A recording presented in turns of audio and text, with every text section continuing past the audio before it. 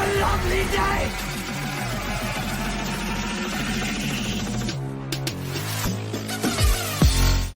Welcome to Flat Earth Debate Uncut and After Show.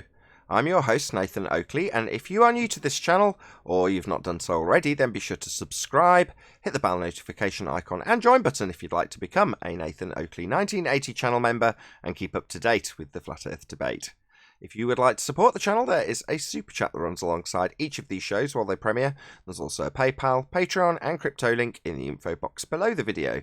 Speaking of Patreon, I'm going to do a quick shout out to all of you who do support me on Patreon. So a massive shout out of thanks and appreciation to Maris, Harry Blade, Mobile Max 777, Neo the One, Lost Cat FE, Rob W, Open Minded, Reese Pound, Del West Watson, Mike, Muted, Dick Earth Skeptic, Chris Hillman, NA Literalist, Maria Neelands, Unbelievable Productions, Blue Ridge Ranger, Rob H, Burn Fat Till My Stomach Is As Flat As the Earth, Nathan Thompson, The Real Gabster, Windrider, Missouri Bear, Henrik 86, Liam Nedrick, Erwin Jennisons, Abraham Mohammed, Dave Rakia Gafford, Naibai, Adrian Quintana, Skeptic 936, Life is Short, Fireball X, Felix Hung, TheFlatEarthChannel.com, Texas Mike, Edwin Johnson, Kirsten Smith, Alexander Main, David Wayne Foster, and Dank. So another massive thank you to all of you for supporting me on Patreon. I'll raise the mic on whoever the hell is in Discord, and you can enjoy their dulcet tones while I set up for today's live show. Just a little smidge of what I'm planning. Do what, sorry? Master B, I made a little sample, you could say, of a song I'm working on about Simon and Dan. Sample of a song you're working on. Is that what this... Okay, do I just click play on it? Yeah. Okay. Reference frames have been ruined. You and your reference frames have been ruined. Your reference frames have been ruined. Your reference frame. Your reference frame. Your reference frame. Been ruined. Been ruined. You and your reference frames have been ruined, and there was a little video. Frames have been ruined. Frames have been ruined. You and your reference frames have been ruined, and there was a little video of a tractor pulling a Okay, very good. I love to stutter. It's bouncy, if you catch my drift. Right. Actually trimmed out a section of yesterday's show, although it was like round and round in circles for basically an hour straight. I spent all morning hacking it down, and it still ended up being over half an hour long, round and round and round in circles. But fine by me. The point was being reiterated over and over again. They claim Earth turns underneath at 15 degrees an hour. Why doesn't the helicopter drift away? Because Earth isn't turning underneath at 15 degrees an hour. Earth isn't turning. They claim it turns underneath at 15 degrees an hour, but that would mean helicopters would drift away and drones would drift away, and they don't. Well, they don't seem to understand what conservation of momentum is anyway. So that's why they actually claim it. There's no momentum to No, be he conserved. just wasn't getting it. Well, there's no momentum to be conserved if you think about it. So if you take, for example, a drone, you push up the drone stick, it takes off to a foot off the ground, and then you let go. Well, there's no momentum being conserved, it's just hovering. Yeah, it's putting energy in to be hovering. But ultimately speaking, what's it conserving? It's not travelling anywhere, it's just hovering. Exactly my point. And for it to conserve, you have to say that something's stopping somewhere for it to conserve. But the effect you're seeing, again, has nothing to do with any displacement or introduction of energy. Because the projectile, let's say you're looking at a car, I like this example, you're watching a car on a roundabout. So you're spinning around in a playground on a roundabout. But as you come round the last 90 degrees of the turn, there's a road that comes into your view. And the cars travelling along the road are just travelling up and down it as they would on a road. Now, from your vantage point, spinning on the roundabout, it looks like the road's coming towards you. And all the cars on it. And then you spin around away from it. And then you come back around and it looks like it's coming towards you again. Now, what the cars are doing is totally irrelevant. Doesn't matter if they're driving at 100 miles an hour along the road, because them and the road and everything on it is all coming towards you because you're spinning. In other words, the momentum of the car is irrelevant because the effect you're actually detailing in Coriolis is the effect of you spinning, seeing something not actually happening, merely the effect of you spinning towards something. And that effect is Coriolis effect. You spinning underneath.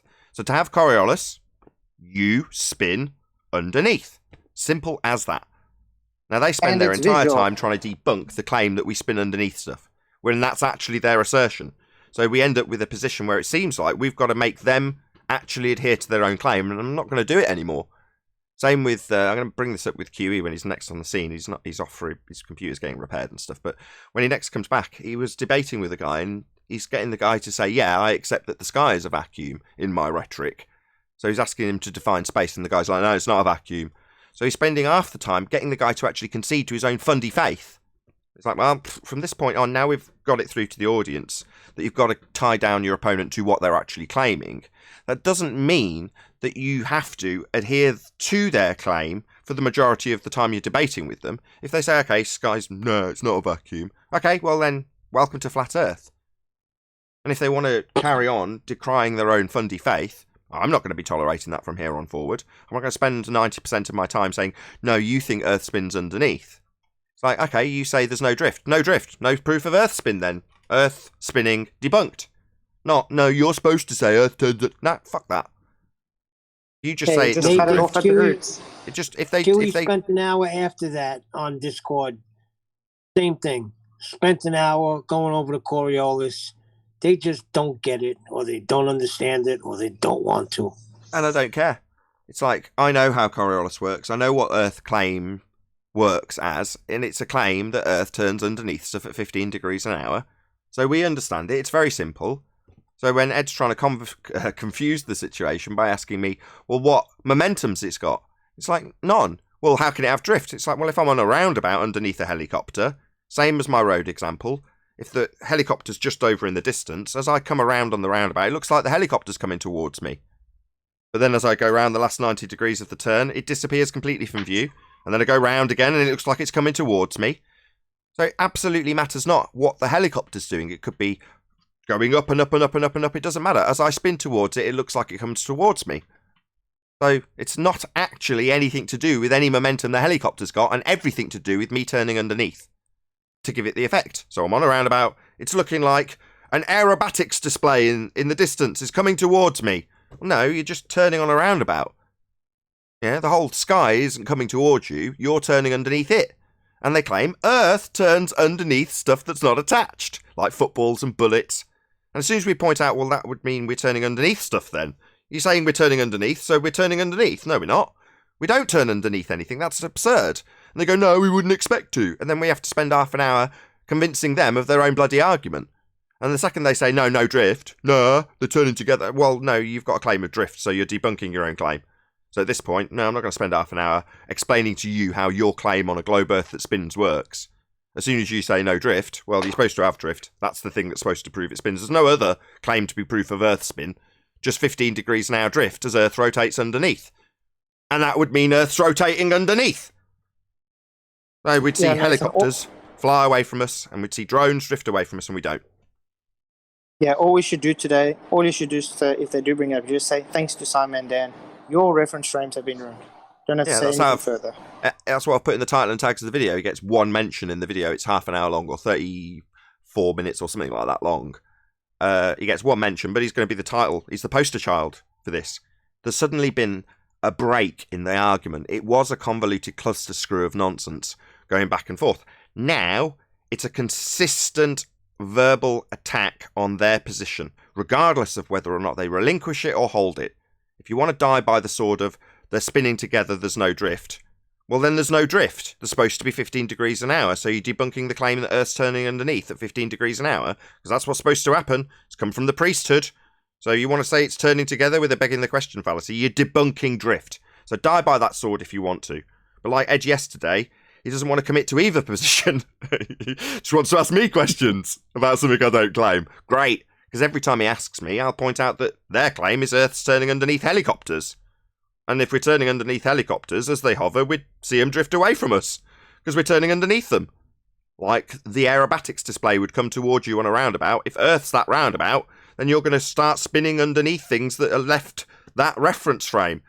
And helicopters, drones, bullets, balls, aeroplanes, hot air balloons, they're all leaving that claim to be spinning reference frame, so it's supposed to continue turning underneath them.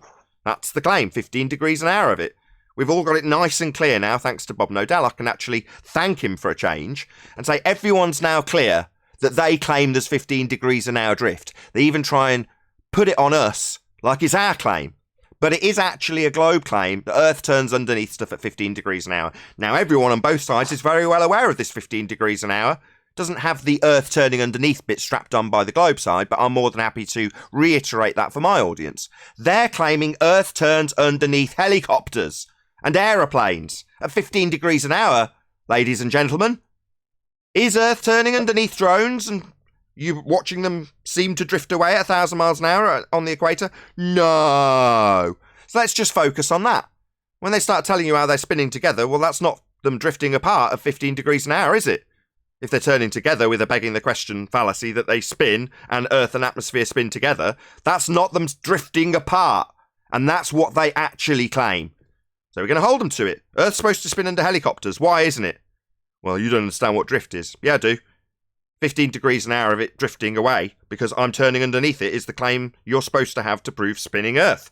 If it's not drifting away at 15 degrees an hour, Earth's not spinning. Only on their pseudo model, not in reality. But Nathan, you don't see a drift. So Earth's not spinning underneath at 15 degrees an hour as it's claimed to then. As soon as they say that from now on, Neil, well, there's not supposed to be a drift. Yeah, there is. Globe Earth has 15 degrees an hour of it. We're all welly aware. We're all well aware of this 15 degrees an hour of drift that's claimed. The bit that's not clear, because it's left in the shadows by the globe side, is what that means. It means Earth is claimed to turn under helicopters and drones and hot air balloons and aeroplanes and bullets and footballs. That's what it means. And we do not experience this. So the second they relinquish it, we wouldn't expect drift. Yeah, you would. 15 degrees an hour of it. Everyone's well aware of it now. Thanks, Netflix. We're all aware that Earth's supposed to turn underneath at 15 degrees an hour now. Why the hell isn't it? That's because it's not spinning. Well, that's why I've always liked the Coriolis argument, even though it was convoluted by their double speak. And they have to do it that way because what came out yesterday with Ed was that he was arguing against his own worldview. And it was so embarrassing that if a normie baller came on the show and heard Ed speak, he would say, wait a minute, we do believe the Earth is turning. Why is he arguing against it? The best is when he yells at you that you're stupid. What are you, stupid, Nathan? Yeah, he's asking me why in the globe model they wouldn't have drift. I'm saying you would. Nonsense. I remember early on in this thing, they said, well, that's powered flight. And I remember you saying, well, what about a glider or a drone, a hot air balloon? See, no matter what they say, the Earth has to be turning. That is their motto. But in reality, you can't ever prove that because the Earth is not turning. Or you'd see drift. If Earth, that's it. Their claim that they're supposed to prove Earth. Right.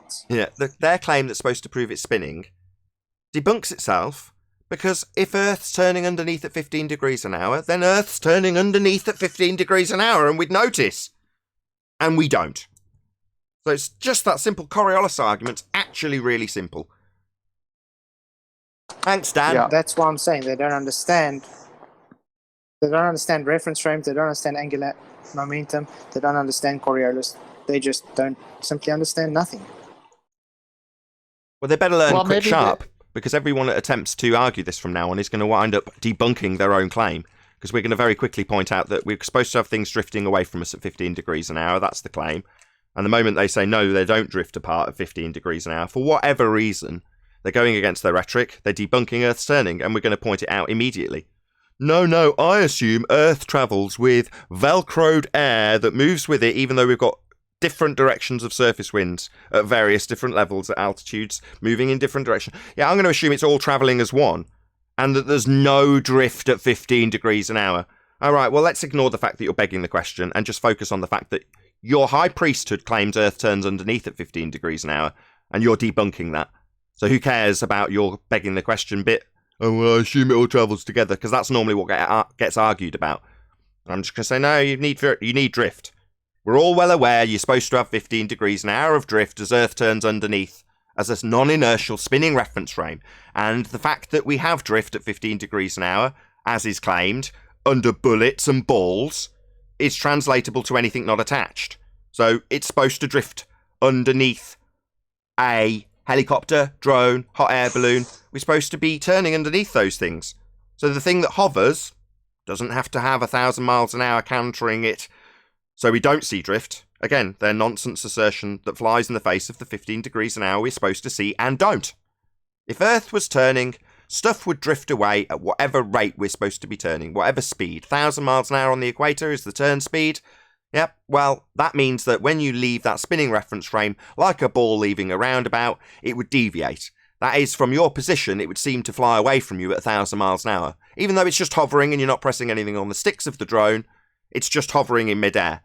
But because Earth's claimed to turn underneath it at 15 degrees an hour, that would mean it flies away from you at 1,000 miles an hour. That's drift. Doesn't happen. End of argument. We don't have Earth turning underneath. This claim of 15 degrees an hour drift does not happen. Earth is not spinning.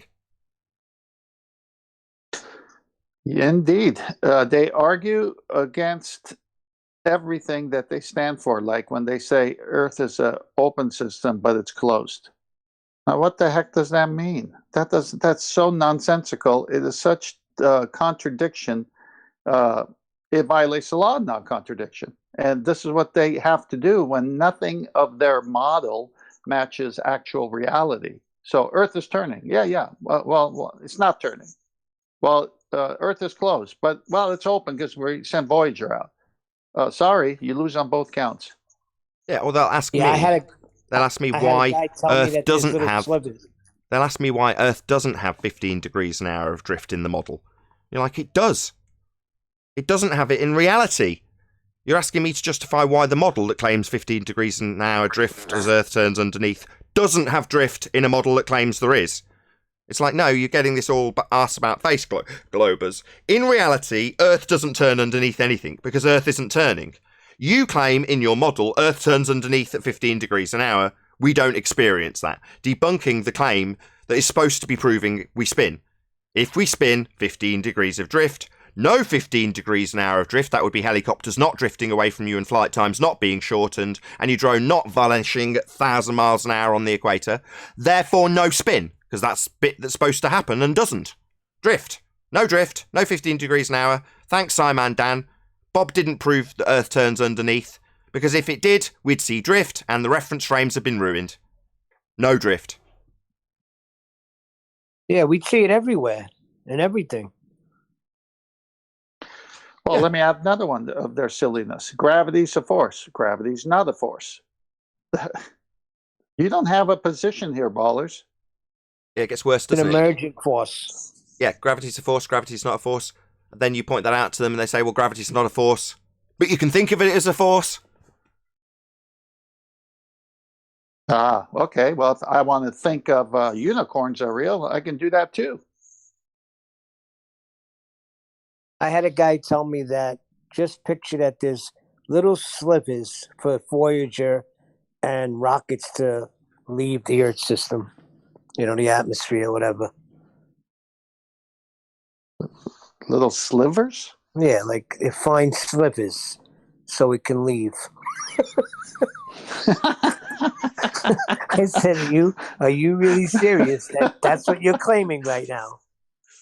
Well, not that gives a whole new meaning about a sliver lining in the clouds. Is Voyager, when you describe it as a sliver, would a completely unbonded gas particle that's moving at high speed be any smaller or larger than Voyager? I don't know. I didn't claim it. I'm pretty certain that Voyager's complete lies, and the reason is because it's claimed to be travelling through a second law of thermodynamics violation sky vacuum. It's travelled out there because Earth is claimed to be an open system, and as it travelled, it managed to go past gas that simply moves at a high velocity in whatever direction, all vectors, until it collides with something, a container. Well, in their rhetoric, Voyager can leave, but the gas just has a little party at the Kármán line and just says, yeah, we'll chill here. So Voyager can keep going, but the gas doesn't. It's completely absurd.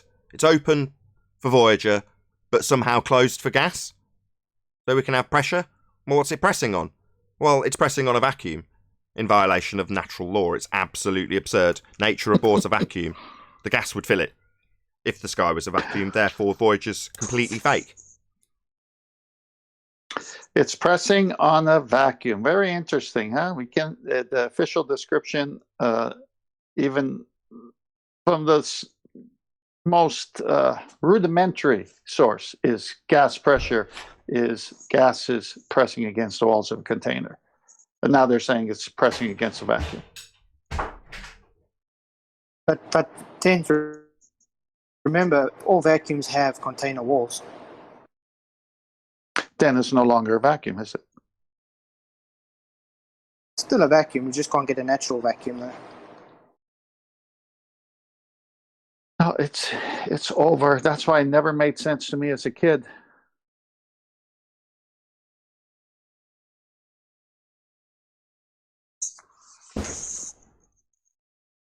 Yeah, nature abhors a vacuum. No, ball game over for these guys. They come here, they get embarrassed because they have to argue against their own position. And this is what is so hilarious is when they do argue, it's against their own position. Yeah, it's like yesterday with friction guy. He just comes and says friction. Yeah. Yeah, and then Arwen in the after show, when you left, Nathan, he started talking about friction. Well, he was pretending to be a baller, though. Yeah, but at least he was explaining it. The other guy just said friction. Yeah, but Arwen wants to make $6 million. I'm starting to believe him with that. Well, if they believe both sides of the argument, they just might pay him one day. Listen, I think Coriolis should be number one again. The way you have it, right down to the dot, I think that should be the number one argument.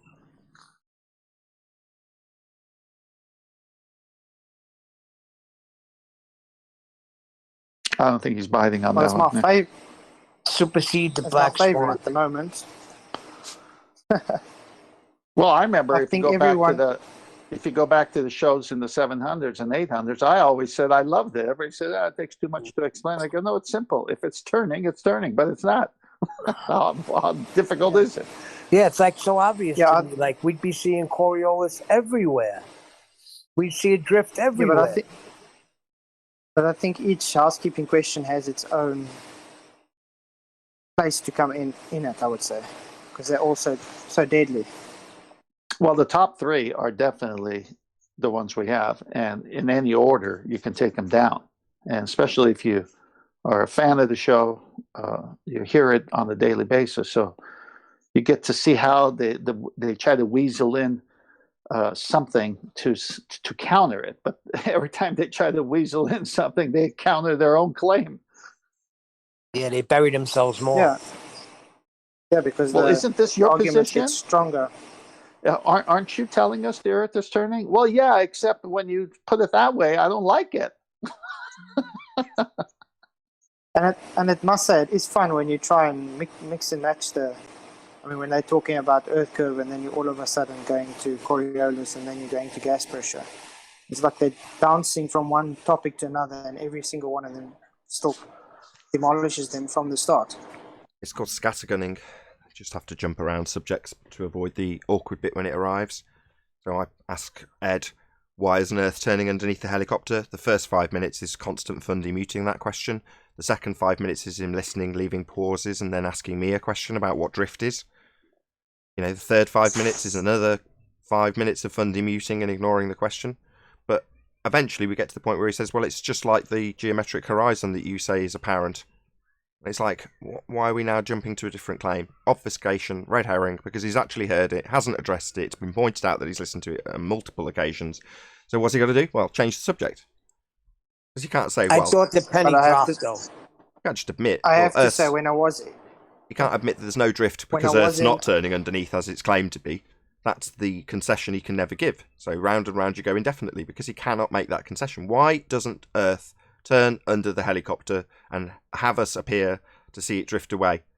Well, because Earth isn't turning under helicopters. That's the bottom line. So he asks me, why does the globe model justify no drift? Well, it doesn't justify no drift. It has 15 degrees an hour of it. Earth's supposed to turn under the helicopter like it turned underneath Neil deGrasse Tyson's ball and under the sniper's bullet. But it doesn't. Because it would shorten I flight thought times that, and yeah. you'd have helicopters go up and they'd land in a different country. They'd drift away, you'd watch them drift away from your position while they're just hovering. And it doesn't happen. So they're screwed. They can't justify Yeah. that because they're supposed to have it and they don't. And any sort of concession will be like Simon Dan's concession. Devastating. You and your reference frames have been ruined. We don't have any. You claim there's 2 of them and stuff's drifting away from it 15 degrees an hour as you turn underneath it. So your reference frames are ruined. Kudos. I'm done. Go ahead, If Vlad, you sorry. had, it's like go on, Vlad, sorry. it's like me trying to jump in the air. It's like me trying to jump in the air. Obviously, the Earth is supposed to move 460 meters underneath a second. I'm obviously going to hit into a tree or a building or a car or something on my way down. Jump up and down. Earth's supposed to turn underneath at 15 degrees an hour. That would be you jump up and down, and whatever the 8,000 miles an hour translates into would be how much it translates into underneath your jump when you leave that reference frame that's spinning. It's claimed Earth's a roundabout, and stuff that leaves the roundabout drifts away at 15 degrees an hour according to that claim that Earth spins at 1,000 miles an hour plus on the equator. Well, if that's the case, stuff drifts away at us. From us at 1,000 miles an hour on the equator. And it doesn't. The Earth's not spinning. If you had, I'm sorry, Nathan. If you had a trivia game with some of these sayings, and you said, "Who said this? A baller or a flat earther?" You and your reference frames are ruined. Everyone would say, "A flat earther said that." Yeah, we're all big fans of Simon Dan now. People are saying, "Oh, you're obsessed with him, you got in for him," and blah blah blah. In my comments, I'm like, "Yeah, I'm a big fan of Simon Dan. He's on our side, debunking Earth turn. Kudos. Yeah, I'm a big fan of Dan. You and your reference frames are ruined. That's so quotable. Thanks, Dan."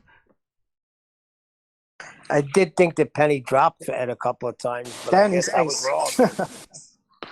That's what's the word? There was conflict in his mind because he knows he has to push the Earth is turning, but he has to deny it at the same time. Yeah, that's why I thought the penny had dropped a couple of times, but he just fought against it. So the penny didn't To drop. be honest, when I was in Discord, and he was talking, I couldn't hear nothing. So I don't know how the people actually listen in Discord sometimes if they're closing the gateway. It's fundy muting. Why do you think I left Discord? Yeah, because they basically, when they don't want to address something, if they can talk long enough and loud enough through any claim that's being made, they can claim they didn't hear it, move the subject on, and who's going to complain? Well, nobody, because they've fundy muted every word of it. Well, I've got my ways around that. But they don't realise it. They think, oh, right, as soon as he's in the middle of telling me something that's devastating, I'll start talking and that'll mean no one will hear it. No, that's not how it works. But then I see the light flashing while I'm talking, and I know damn well that they would be, if I hadn't got it set up in such a way that they can't interrupt me, that they'd be talking straight through every single example I'm making. So as soon as the gate reopens, what happens? Well, they are heard talking through me, and of course they're not going to respond to any word I've said, because they've attempted to obfuscate it by talking through it. And you know what they'll say at the end of it? You've muted me. That's what they'll say when they've attempted to talk through every word of a devastating claim that they cannot respond to.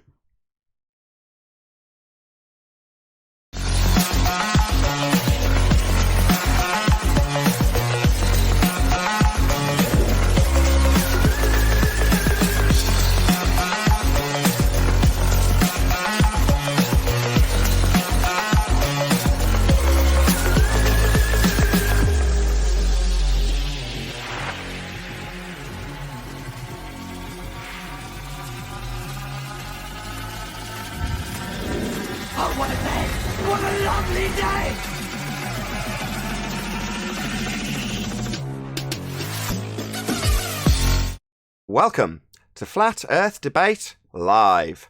I'm your host, Nathan Oakley, and if you are new to this channel, or you've not done so already, then be sure to subscribe, hit the bell notification icon and join button if you'd like to become a Nathan Oakley 1980 channel member and keep up to date with the Flat Earth debate. If you would like to support the channel, there is a super chat that runs alongside each of these shows while they are live. There's also a PayPal, Patreon, and crypto link in the info box below the video. Most importantly, if you'd like to join the discussion, excuse me, if you'd like to join the discussion, simply mute the page you are currently watching, then click the link in the info box below this video to join the panel and express your views on the nature of Earth. If you do join, please don't swear. If you do, you'll be ejected. And if you are, please don't try to rejoin the stream using stock accounts. You'll be warmly welcome back on the next stream.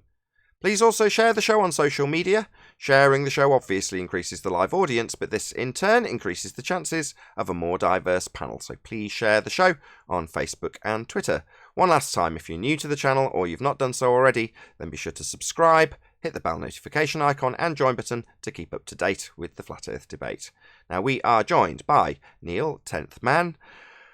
We've got Flatsoid, Chocolate Saying, I think that's Brian's Logic, and a whole bunch of people in Discord. So welcome one and all. Good. Hello, hello. I'm doing well. Good morning. Good afternoon. Hello, that's a nice start to the show. Excellent stuff. Any evidence of a physical geometric sphere-edge horizon, formerly known as Earth curvature? Not even from a ruined reference frames. Thank you, Simon and Dan. That's too soon. I don't know if we've got Simon Dan to thank for the lack of geometric physical sphere-edge horizon, although I'm sure he has covered that subject at some stage. No, Simon Dan's more to do with the next question. Any evidence of axial rotation of the Earth-based variety? Thank you, Simon and Dan. Right.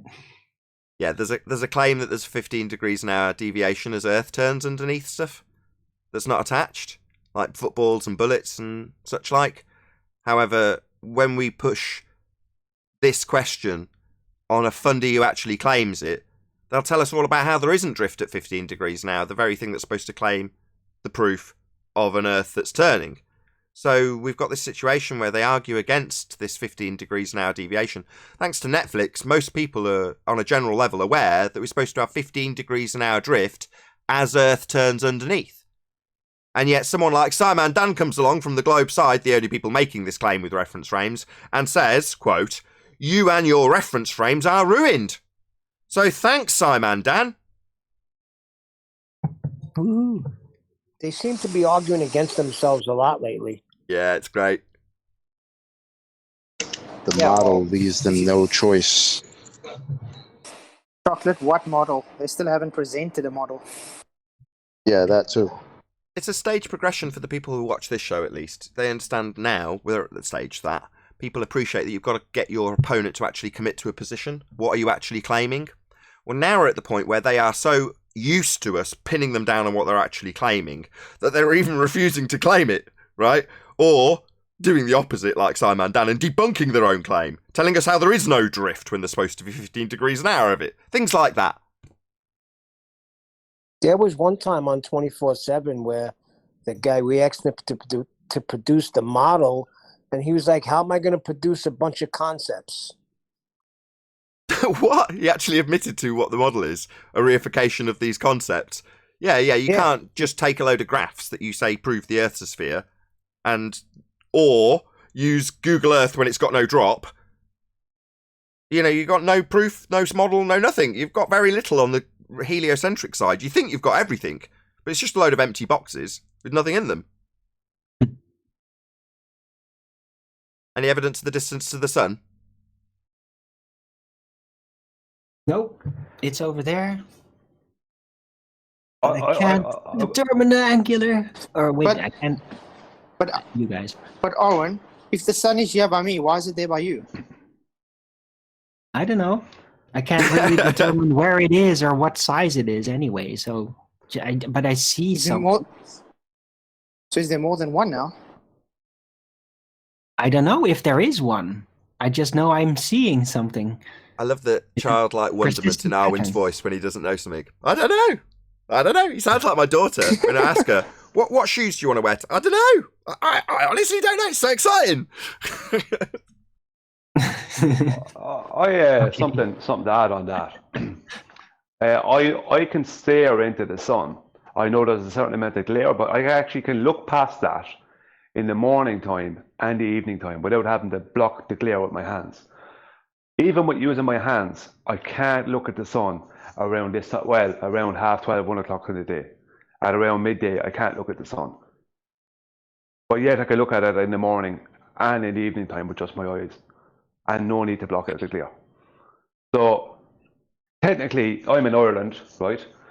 So if you are thinking about the rotation of a globe out to where Ireland is, which is 52 degrees north, which is pretty north, then that would mean that my, let's say, closeness to the sun would have changed by a certain amount. But you know what I mean? How much would it have changed in those between 9:30 in the morning and 12:30 in the day? You got to give it time to start getting charged up, right? Talking about an intangible object. I know your point, Brian, but talking about intangible objects here. Yeah, well, I suppose I can't. It doesn't give it a distance, but it doesn't give it a distance, but it definitely gives it a difference during the day, a visual difference. Thank you for stating the bleeding obvious. All right. Moving on. Any scientific evidence of gravity? Ooh, I have a great question as a rebuttal. What's the speed of a gravitational wave? I like your other question better. Is it a wave? That's a good question, but can you ask your regular Einsteinian mechanics field equation based question, please? Well, it is based on the Einstein gravity based. It's a follow-up. I called my hangout yesterday, and remember, what's the speed of a gravitational wave? Because it is kind of claimed that happened, that they measured this thing, and now, of course, they conjured it in the device, but just as a concept, the way they showed it when they talk about it is like it is a wave that travels a distance over time and then hits at a point at a certain time. So I'm wondering, okay, if that's really the case, what's the speed of the gravitational wave? I don't get any answers. I haven't had anyone answer. It kind of sounds like you're explaining light. No, it's a ripple in the bending of space-time. Say, no, which that's not what apparently displaces within the 3D realm, according to them. What's the speed of a bending concept? I don't know, but I'm sure they can calculate it. I'm sure they can. Yeah, you just. But I haven't had any ripple? calculus response yet, and no How do you numerical ripple value. math? I want the numerical value, damn it! First, show me time bending, then I'll accept any reification of the calculation of the time of a geodesic in space-time.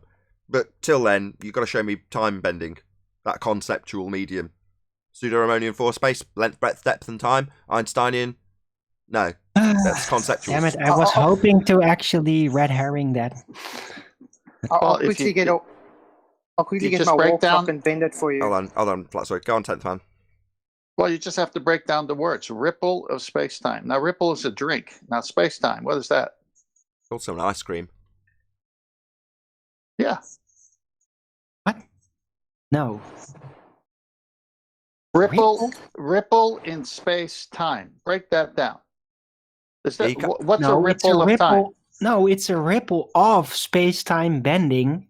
Right. Give me a ripple of time, please. Look, you can't bend, travel through, ripple, tear, or otherwise a conceptual medium based on time. It's a concept. We can't. But it wouldn't be called space. But two colliding black holes could. They're conceptual also. Go on, it wouldn't be called space. It wouldn't be called space if you had something in it to ripple. Yeah, it's a contradiction in terms, right? What are you going to ripple? The space? the emptiness thereof? Yeah, good point. Right, quick shout out to Dave Rakia Gafford. What is light? God is light. Do I have an agenda? Yes, I do. It's called Rakia Life. Catch the light wave. Thank you very much indeed for the super chat, Rakia Life. Light is not a wave. The description of a wave function would be the description of a probability distribution of diffracted light, so you can derive frequencies of light from that. But it's merely a convention. Doesn't mean light can be surfed upon. It's not a wave. It's not a physical wave. It's merely a derivative of a probability distribution in mathematics. Not a Not what wave. it says here. Right. But look, guys, I'm not letting this go so easily. The bending of space-time, right? Well, we know it's a conceptual medium. It's nonsense. But I just can't let it go that they said there's a ripple of it, and then that affected the supposed mechanical thing that they set up. But I'm wondering, how did it do that? Did it do that by changing the spatial density, like causing matter within space to suddenly become less compressed or more compressed? Or did it introduce some kind of energy, or did it rotate the light ether or whatever in order to give that light frequency deviation? They don't really explain that. They just say, no, the ripple comes by, then it changes something, and that proves it's there. But it doesn't even say how it's supposed to influence that thing in order to cause that. They don't say what it is that is actually rippling forth through space. That's what you said it yourself. You're asking them to ascertain causal relationships in contrived mediums. Right? So, no, you're not going to establish cause. Not in physical reality, Arwin. Before you say, yeah, but I can in the model. I tried, man. You did try. I'm trying. We'll ask the question again, because Arwin did try so much that I'm going to have to repeat the question just because he's managed to convolute it like a baller would. Shock horror. Thanks, Arwin. Any scientific evidence of gravity? No, it's a bit difficult to have a hypothesis for a concept. I wonder what the peer reviewer said of their so-claimed Oh, experiment. God. Somebody shoot him. Someone, please. No, not peer review. Scientific. Let's move on. Any single viable hypothesis from any of the fields of astronomy, cosmology, or astrophysics? None whatsoever.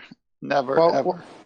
Well, Neil deGrasse Tyson says a ball moves under the Earth, so that must be scientific.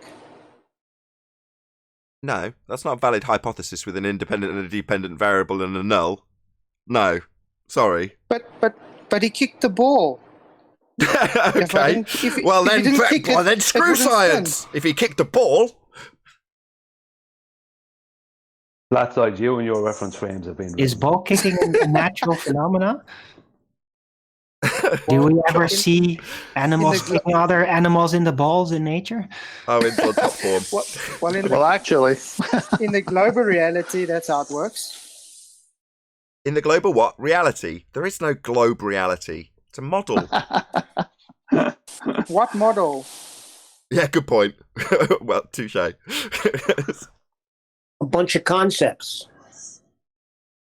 Right, any evidence of talking of concepts, any evidence of a self-perpetuating molten iron core at the centre of a presupposed spherical Earth? Oh. Every time you say that, I just think of a huge explosion. Think of yummy toffee rebels. Yum, yum, yum. Earthquakes. Nothing to do with molten iron core. Well, people do seem to think so. That's fine by me. They're just idiots. Not a thing to do with their rhetoric of a sphere Earth. Well, I had a guy Elf saying could volcanoes cause again. it. They have to Then. have a radius value first. But for tectonic well, Arwin, plates, how would hold you on. explain it? Hold on. Maybe there's a connection there. Brian, are you saying they need a radius for tectonic activity, which is what they claim is the cause of earthquakes? No, I mean for a molten iron core, they'd have to have an actual radius value. Oh, absolutely. At the centre of a presupposed spherical Earth. That goes without saying that they're going to beg the question. Any evidence that you can have gas pressure, that would be the yummy, yummy gas pressure we've all got moving in and out of our lungs currently, without the necessary antecedent of a container to press upon? For all the fundies that think the sky is a vacuum, that would be a space for the gas to fill. Has anyone after Billy Blue Balls tried to demonstrate this claim afterwards? Yes, Or is it yes. still- A guy called Thunderfoot Clown. He took some solid bonded bouncy balls and poured them into a fish tank and asserted that gas go down, go boom boom, like his solid bonded bouncy balls. Now this guy's claimed to be a PhD. He's actually a complete clown, because that's not gas behaviour. It doesn't have a single downward vector, as asserted with gravity, that there is no scientific evidence for. Gas expands in all directions, all vectors, not down go boom boom like bouncy balls. Yeah, Thunderfoot Nathan, clown. He was trying to get you to visualize it, Nathan. Visualise gas with all vectors moving at high speed in all directions by pouring gas with a single vector down go boom boom. Yes. Oh, he's just a clown then.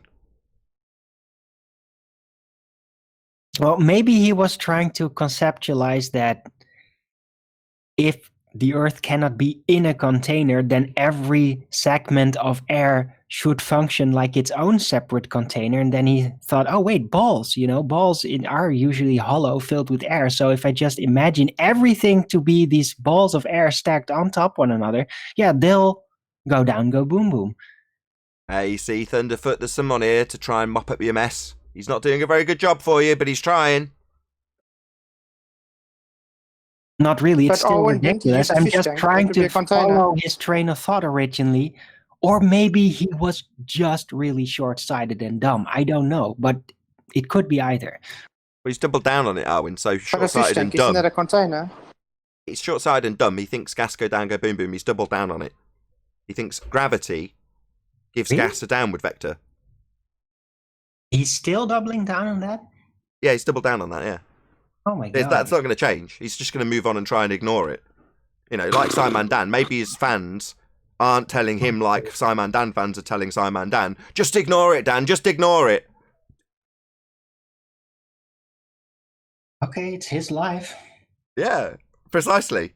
We're more than happy to use and abuse these guys' name as hostile witnesses. Wonderful. We love a hostile witness. Simon Dan, the flat earther, debunking Earth turn. Thunderfoot Clown debunking the vacuum of space and gravity. Epic. Epic fails. Any evidence of the like hour? to say that. Go on, Brian. I'd just like to say, sorry, Nathan, about Blue Marble Science when he did those two tests with demonstrations within them pipes. He actually definitely proved the relative density equilibrium of gases within gases, or the thing itself. He proved it, as he showed there was a difference in pressure. Yeah, he showed a gas pressure differential, or AKA gas pressure gradient. That's correct. When people ask me, well, how can you have a gas pressure gradient in a container? Here you go, hillbilly blue balls, Blue Marble Science. He's got a gas pressure gradient. It's going to eventually fill the availability of volume because there's a hole in his container. That would be his pipe. There's a hole at the top of it. So like a tyre with a slow puncture, eventually the gas will fill the space. It's called entropy. It's proportional to time. Nevertheless, his container he was using to demonstrate gas pressure without a container had a hole in it. And inside it, it had a gradient. Kudos! Gas pressure gradient in a container. Still going to succumb to entropy. It's just proportional to time. The gas will fill the space. He was pumping in a more dense gas into the bottom of it than what was already in it. There was already the gas of air, which is carbon dioxide, argon, oxygen and nitrogen in it. And he pumped in a more dense gas into it. He created a gas pressure differential, but he also showed that the more dense gas was less likely to rise. Yeah, they focused more on how long it took for the gas to leave. That you got the time wrong. You said within 2 or 3 hours, and it stood there a lot longer. So they thought they had a victory because of that. So it's proving that entropy is still absolutely, unequivocally proportional to time. So gas is being described adequately with the second law of thermodynamics when it describes the gas filling the space. But because they've slowed it down and put a tiny little hole in a very big container, they think that that's debunking entropy. Now, the gas will still fill the space. It's natural law. Nevertheless, he's still got a container. In fact, he's got two. He brings the butane in a container and transfers it into a different container and goes, voila, gas pressure without a container.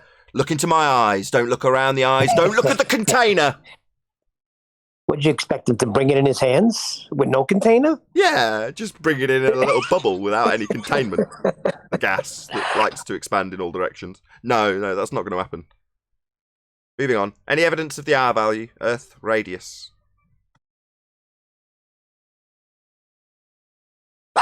Radius.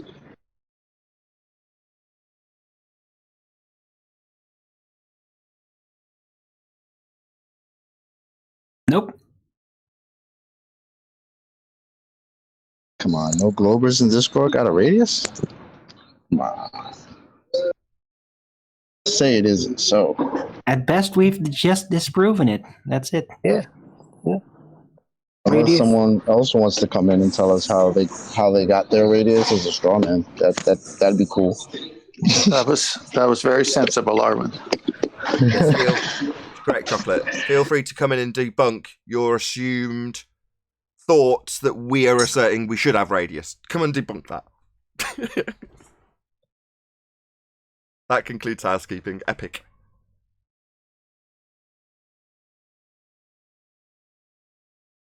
Now what do we do? I want to bring up a topic and see what you guys have your viewpoints on it. So when they throw the word around science all over the place, I mean, there's so many departments in the universities of social science and life science and actual science of the body and all these. So science departments have the word science. Now, if you say, why do they use that word? Look at the meaning of science. It means knowledge. So when we are saying science, we're talking about the scientific method, particularly here, which is the way you find cause of an effect. So just because someone uses science doesn't mean what we mean. So can we just talk about that and the differences? Yeah, natural science, physics. That's all encompassing. You can have various aspects of biology covered in that, still covering natural phenomena. That's natural science. Cause and effect reasoning based on phenomena. So can medicine be science? Yeah. Scurvy? Well, what's causing that? Well, you can science it. Let's see if we can figure out the cause, vary and manipulate what we assume causes the effect. If it causes the effect, you've established it as the cause. If you validate it, if you don't, you validate the null.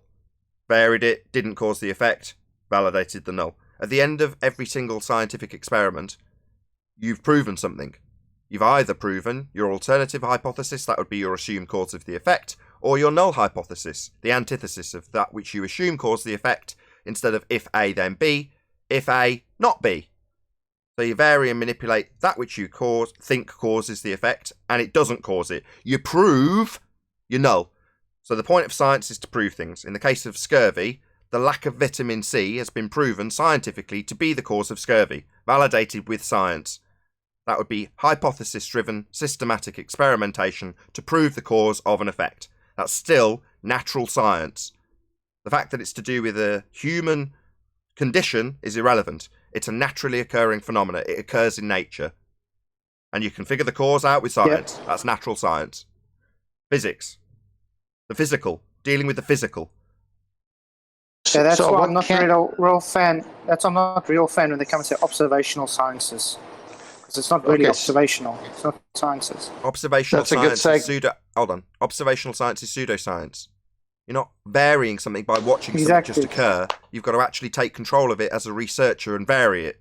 So to be an independent variable, you've got to follow 3 criteria. 1, it's got to be your presumed cause of the effect. 2, it's got to be real. No varying and manipulating subconscious thoughts or the pseudo-Ramonian force space. So it's got to be your presumed cause of the effect. It's got to be real, and it's got to be capable of being varied and manipulated by you, the researcher. Right. So I want to segue from what Flatzoid said. So observational science. So if science means knowledge, they're using it outside of the scientific method where they can ascertain empirically the cause. They're just saying, by this observation, I have some limited knowledge, but it doesn't fall within the criteria of the scientific method. No. Scientific method is very, very narrow. So ballers, when you come here, make sure you frame your question on science the proper way. If it's just knowledge from observation versus the narrow empirical method called the scientific method. All they ever do is take an observation and affirm the consequent with it or beg the question with it. That's all they ever do. And they call that science. Absolutely outrageous. It's been done all over the place. You've just listed a whole detailed list of departments in universities that claim to be science and aren't. It listed off a whole bunch of pseudosciences. Yes. Yeah, Chocolate, what does Michio Kaku say?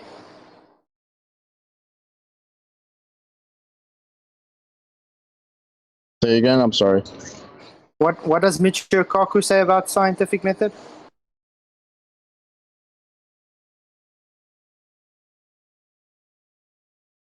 Seat of the That pants. nobody he knows in his field uses the scientific method. It's all seat of the pants. It's leaps of logic. It's guesswork. Michio Kaku. Very much. In other words, not science. Guesswork. Now, you can infer, as a Glober defending this, that there's guesses in the method of science. Well, yeah, you guess what you think is going to cause the effect, and then you formulate it into a hypothesis with a null. And the null says, what I think causes the effect won't cause the effect. And one or other will be validated at the end of the method. That's why it's an empirical method. And for that very reason, people love to use the words of science. Oh, well, this is my hypothesis. This is my theory. No, it isn't. They just use the colloquial meaning if you try and hold them to task. Oh, well, I only meant colloquially. I only meant a general idea that I've got about things. That's my theory. Oh, right. Well, why are you talking about it under the banner of science, implying that you've got systematic experimentation to give you a scientific theory, Mr. Scientist with your name tag and white coat? You're implying science, but using colloquial terms that mean nothing. Your theory, your idea about it, who cares? Give us some validated scientific experimentation that empirically validates a cause and an effect, then I'll pay attention. Don't give me epidemiological studies. Bloody pseudoscience. Scaring the crap out of the world with pseudoscience nonsense. Well, that's why they do it, because they need validity. They need Nathan, go to Master B. I got a pick for you. They need the inference of validity. And when they have none, they hijack science to give it themselves when they don't have it. Correct. Michio Kaku. Logic and guesswork. Scientific method? Question mark. Yeah, it doesn't have it. Got plenty of phenomena to study, but are they establishing the cause of the effect by varying that which they assume caused it? Of course they're not. They come up with a little story. Guesswork, leaps of logic, maths. Not science. They call it science, though, all day long. Well, they claim it's a higher level of science, because we're still in a Stone Age, doing cause and effect. Who says that? Certainly not people who've used science to save countless lives. No, just the people we encounter. Oh, I was told that a couple of people, times. the people who hijack those words to imply they're just so stories about us being on a spinning ball flying through a sky vacuum are true. So when Michio Kaku tells us all about the empty space which gas would fill, we've got to accept it because he's called science, or he's used a word like theory. No, we don't. It's just an empirical method, very narrow, for establishing cause of effect. They've got plenty of effects to study, they just never give you any science for them. Hijacking it.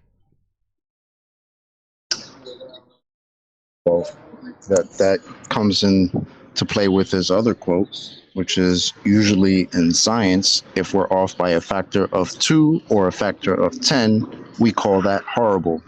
We say something's wrong with the theory. We're off by a factor of 10. However, in cosmology, we're off by a factor of 10 to the 120. That is 1 with 120 zeros after it.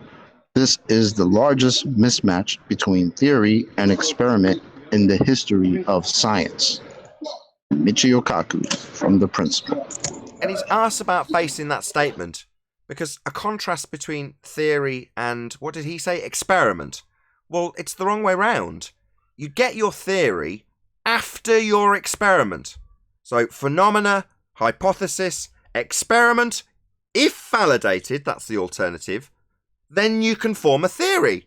So there's no discrepancy. If you've got a scientific theory, it's based on valid experimentation. So he's asked about face even in that statement.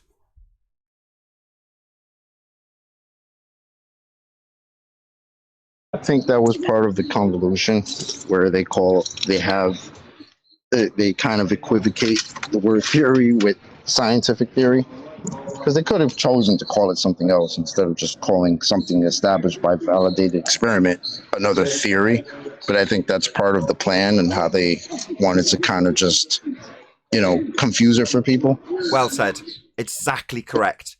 What that translates into, it sounds like there's a discrepancy between scientific theory and scientific experiment. Wow, what a major mess for us scientists. No, that's not what he's saying. What he's saying is this is the biggest discrepancy between empirical reality and our just so stories. So when he says there's a big discrepancy between experiment, that's systematic experimentation based on hypothesis, in physics, the physical, that's real, that's reality. So there's a discrepancy between the real experiments and what he says is theory. What he means is my Mystic Meg just so story theory, the colloquial theory, has got a massive disparity between that and physical reality demonstrated in an experiment.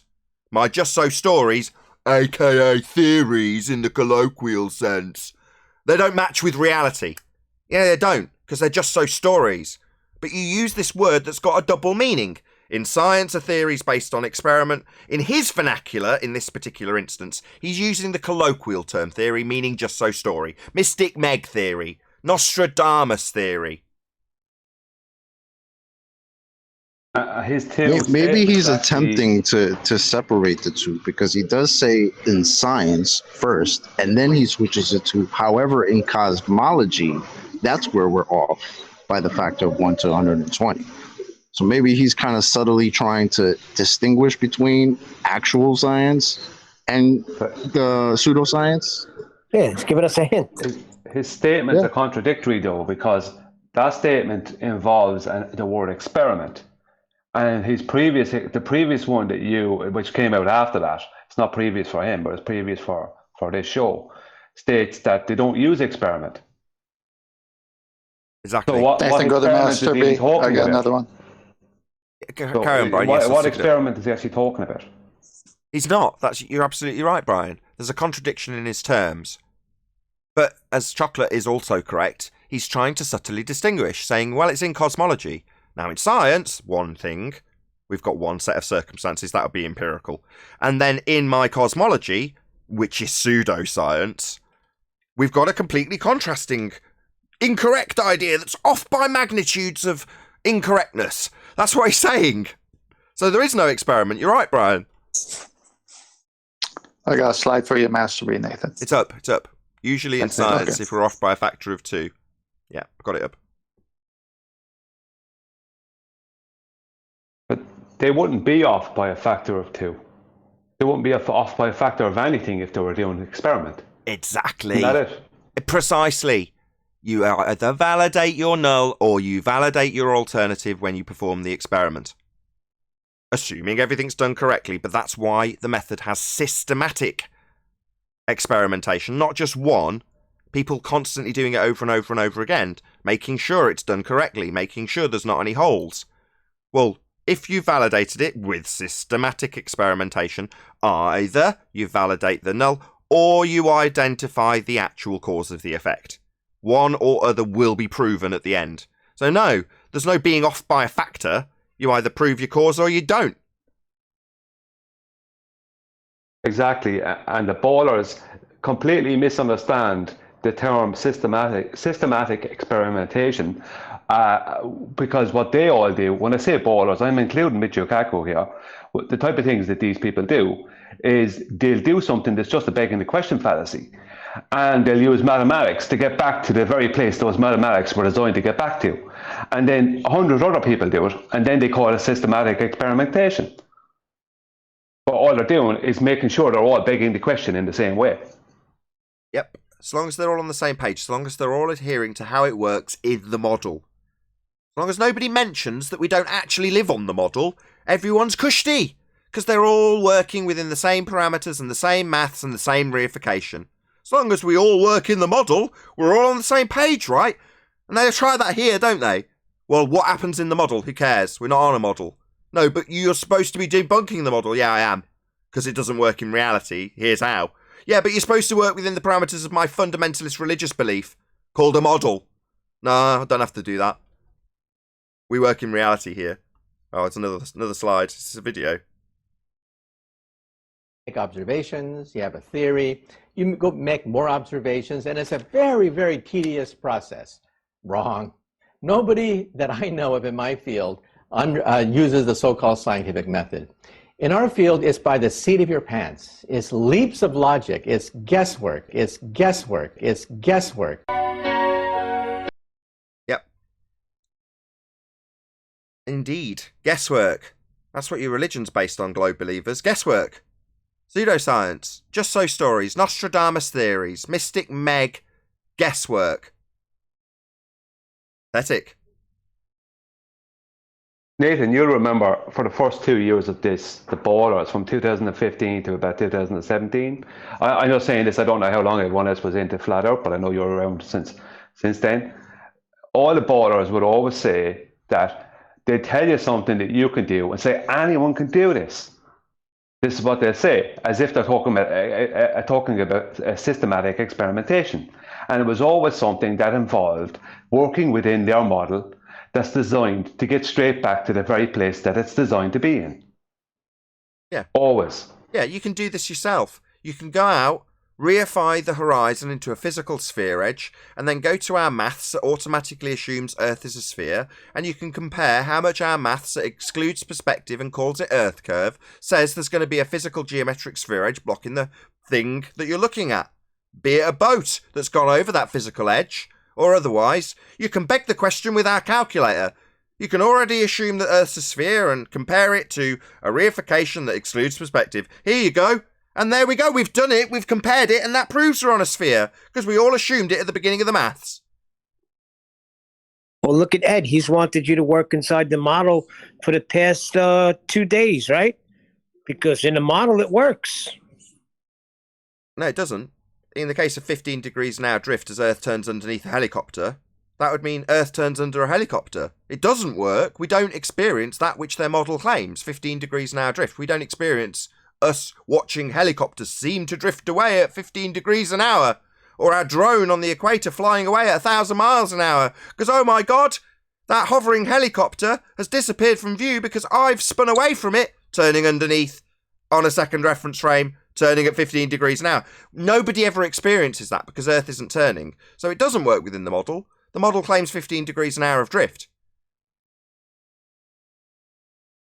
But why would you expect to see drift? Yeah, that's all they've got now. Reverse the burden of proof and ask me why I'd expect to see their claim we don't see in reality. Why wouldn't you expect to see in the model the drift that's supposed to be there? Yeah, we don't live on a model. We don't see anything drifting away from us at 15 degrees an hour. It's claimed it happens underneath balls and bullets. And yet we would have to experience a helicopter drifting away at 1,000 miles an hour or a drone on the equator because of the Earth turning underneath it. Not because it's got any accelerative forces or any momentum to conserve, because we're turning underneath it. That's the claim. We're supposed to be turning underneath stuff at 15 degrees an hour. And we're not. That's it. Thanks, Simon Dan, for bringing this all to a head. No drift. So what maths did Neil deGrasse Tyson do with a field kick if there's no spin?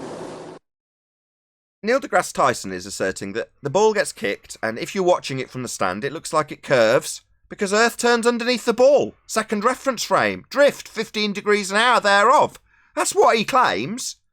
Now, the fact that we don't have it, and we're not watching drones and helicopters and hot air balloons drift away 1,000 miles an hour on the equator as Earth turns underneath them, giving you an apparent deflection, it's just going up in the air. It's a hot air balloon, right? It just rises up. But apparently it's supposed to drift away at 1,000 miles an hour on the equator as we turn underneath it in a second reference frame, giving you drift that we're all now well aware of thanks to Netflix. 15 degrees an hour of drift as we turn underneath, right? Well, no, because we don't experience that. We're not drifting away from helicopters that are hovering. Drones aren't flying away from us at vast speeds. Balls that are claimed to deflect because we turn underneath them. It's just nonsense. Because it would shorten flight times that are flying west as Earth turns underneath them for us to experience this Coriolis that's claimed. Now, when we point out that we're not turning underneath Jack, we have idiots from their side, the globe side, who don't understand what Coriolis effect is, tell us that our reference frames are ruined, when we don't have any. The only people claiming reference frames are the globe side, who say Earth turns underneath as a second reference frame. Just on their model, just to point out that we always hear, and we have heard for 5 years from all these people, that in their model, that objects once picked up, right, let's say you pick up a dense object and you drop it, that it will fall towards the floor at the calculated rate of 9.8 meters per second squared. But that's not correct. Their model currently, since 1915, states that it is the floor that pushes up against that object at 9.8, the calculated rate of 9.8 meters per second squared, not objects being pulled towards it. It's the push up of the floor. That is their model at present. Yeah, you're describing the bending geodesics in space-time in pseudo-Riemannian force space. That's what you're describing. That's not anything to do with our ground. The soil beneath my feet doesn't fly up towards anything. That's just the reification of Einsteinian mechanics. Pseudo-space isn't real. I was talking about when Ed was speaking about atmospheric law. I wasn't talking about the Coriolis thing. That's what I meant the other day. Air sphere law. Yeah, the law that says air takes the shape of a sphere. Air, sphere, shape, which gas doesn't inherently have, takes the shape of its container. Air sphere law. Yeah, that's debunked with its own name, isn't it?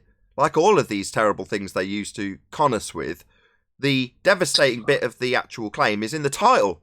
Air sphere law, atmospheric, air, sphere-shaped spheric. No, air doesn't take the shape of a sphere. See, we know the magic trick now. That's what it is. Technically, we even do have 2 reference frames because we have a rotating sky reference frame. We have the sun, the moon, the sky, that all turns around us, and we are stationary. You're describing the bloody obvious as opposed to saying it's a claim we utilise to prove we're stationary or prove we're flat. We don't. I'm not utilising that to claim anything. Yeah, you can describe it as the blatantly bloody obvious, but that's not a claim I make. It's the blatantly bloody obvious. Okay. Didn't you claim that the sun can shine on the bottom of the clouds on a flat Earth? Oh, here we go. We showed that to you, Ed. Showed a demonstration No. in a garage. You didn't show anything. That's a man-made thing. Chris, You have to show it in nature. Chris Berry showed you. We do show it. Oh, right. Okay, so if I show you a picture of sunlight under the clouds, that would be proving it then, because that's showing it in nature. You're asking how that occurs. You have to demonstrate that it works on the flat Earth. Yeah, so without using... And my only capability is to use the sun itself and the clouds themselves. Well, therefore, the demonstration you're asking us to describe, even though burden of proof reversal fallacy, mate, you use this sun under the clouds to claim that Earth is spinning and the sun's moving to a position that puts it under the clouds. It's your claim. Again, just another pathetic burden of proof reversal fallacy. You've had a small-scale demonstration that absolutely unequivocally proves it's capable of happening with perspective. So why are you denying that we've shown you this? And saying that because it's not natural, it's a man-made demonstration, that somehow it's not valid. Well, it's just showing you how it's possible to happen on a bigger scale, with perspective. Simple. No, that was man-made. You have to show it in nature. Why does that matter? And you have to demonstrate it. Oh, I see. So you have all to man-made things can be thrown out then, Ed. The sun is not shining on the top of the clouds. Yeah, Ed, it does shine. Did you hear what I said? Yeah, so what? So if it shines underneath, that proves a flat Earth then? Because it's showing it in nature then? No, because it can't shine on the top of the clouds at the same time. Sorry, you're saying we can't have light on top and bottom of clouds at the same time on a flat plane? Okay, prove it. No. That's your claim. You should know the model. You should know the flat Earth model. Prove it. You've just made a claim about the model. You did this to me, Ed. Now you're going to take it in reverse. So, you've just made a claim about the flat Earth model I don't have. Now prove it. Your claim about the model. You should know all about it. You've made a claim about it. Go. Prove it.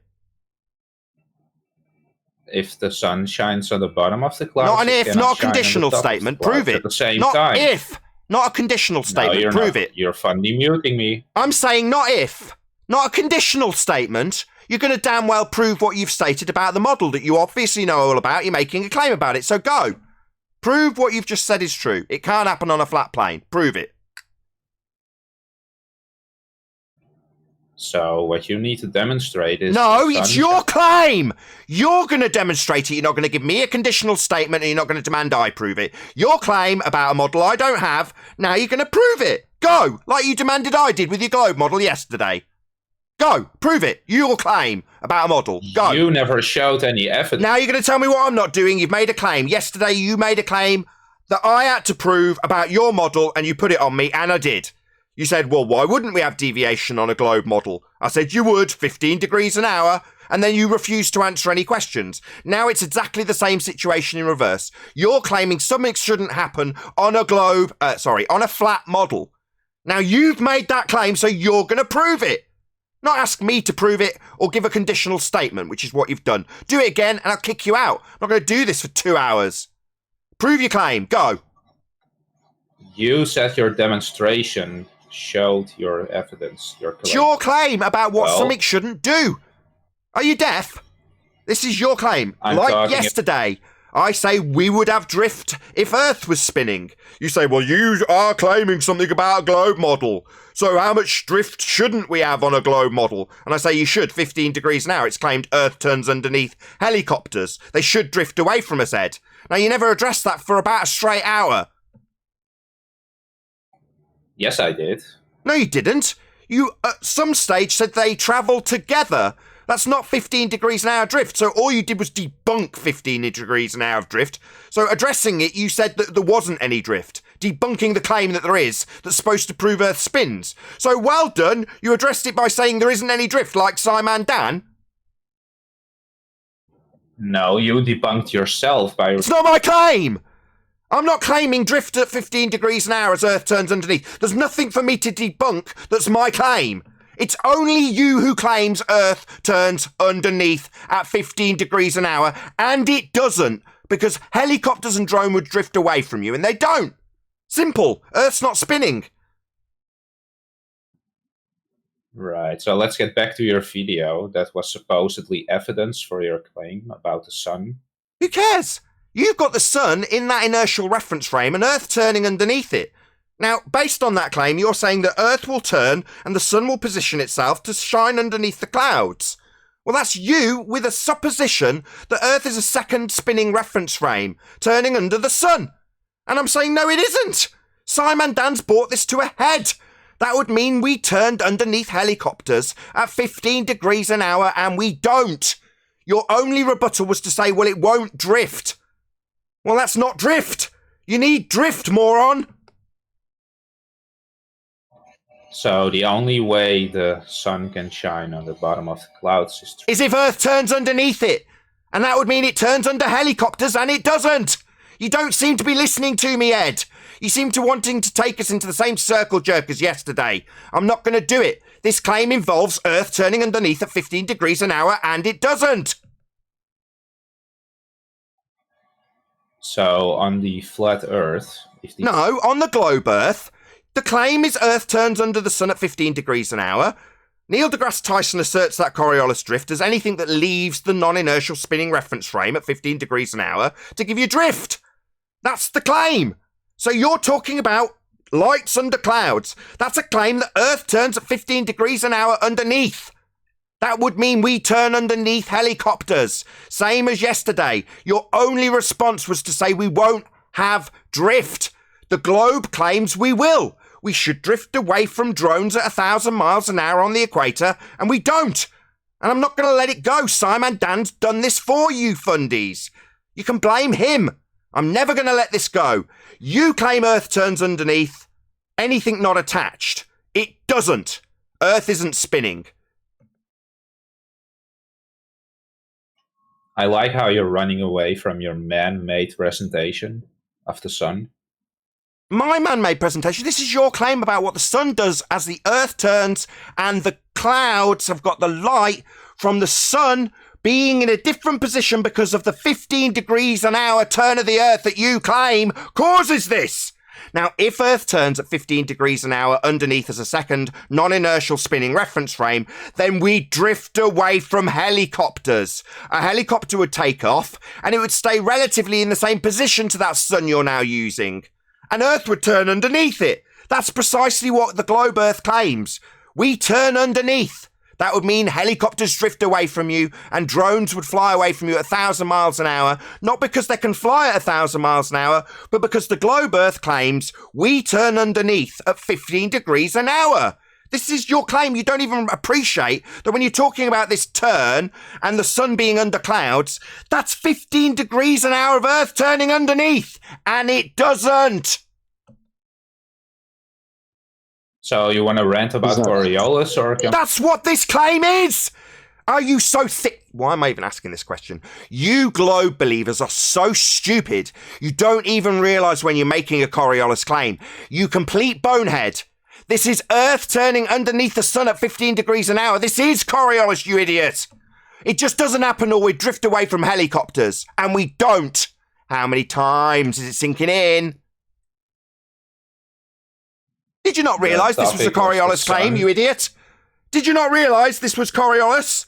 Sun moving because we turn underneath, 15 degrees an hour, drift. That's what you're claiming, you idiots. Did you mute Discord again? Oh, it's appeal to mute button because he's getting raped. No, mate. What's happening is I'm pointing out that this claim is a Coriolis claim. And like yesterday, if you're going to claim that we're drifting away from the sun at 15 degrees an hour because we're turning underneath it, that's a claim we turn underneath stuff. Now, do we turn underneath a helicopter, Ed? Like you're saying we turn under the sun, and Neil deGrasse Tyson says we turn under a football? Is that what you're saying, Ed? We turn under the sun at 15 degrees an hour to make it go under the clouds to light them? Because that's a Coriolis claim you just didn't realise because you're stupid. Can we get back to the sun shining on the clouds, or what, your Coriolis claim of it turning underneath at 15 degrees an hour? Well, that would mean we turned underneath helicopters, Ed. And yesterday you only told us that that wouldn't happen and we wouldn't see drift. Why are you now telling us that we're seeing the sun drift because we turn underneath it? And yet yesterday you spent a solid hour justifying no drift. There's a contradiction. Are we turning underneath at 15 degrees an hour, Ed? I don't care why the sun... Oh, you don't care? I do. There's a claim Earth spins. We're supposed to turn underneath the sun at 15 degrees an hour. And under bullets, and under footballs, and under drones, and under helicopters, and under planes. But that would shorten flight times, and it would mean drones drifted away at 1,000 miles an hour, Ed. We're not turning underneath the sun at 15 degrees an hour. To have this nonsense assertion that we've turned, and therefore the sun's underneath the clouds, that's 15 degrees an hour Coriolis deviation. You just didn't realise that it's the same argument as yesterday, that you claim we don't have drift. You were here justifying no 15 degrees an hour, Ed. Hello? The sun shining on the clouds has nothing to do with the Earth turning, actually. No, you're right. Welcome to Flat Earth. Earth is not turning, ladies and gentlemen. And Ed, the globe believer, has just made it absolutely plain for you. The sun moving has absolutely nothing to do with Earth turning. Thank you very much, Ed. Welcome to Flat Earth. So, why are you muting me, Nathan? Why are you running away from this topic? You just told us. Presented a man-made demonstration. You just you're funny muting me already? You're not even letting me finish one sentence? Incredible. Your tactics are garbage. Who said you can't have a man-made demonstration anyway? So he doesn't show any evidence of it happening in nature. So you've just declared, Ed, that the sun's movement has nothing to do with Earth turning underneath. That's what you've just said. Welcome to Flat Earth. Argument has nothing to do with it. It's Coriolis argument. You just didn't realise I've pummeled it. So you just made it clear to my audience that the sun's movement has nothing to do with Earth turn. I completely agree with your last statement you're now running away from. You said it's nothing to do with Earth turn. We're in agreement at last, Ed.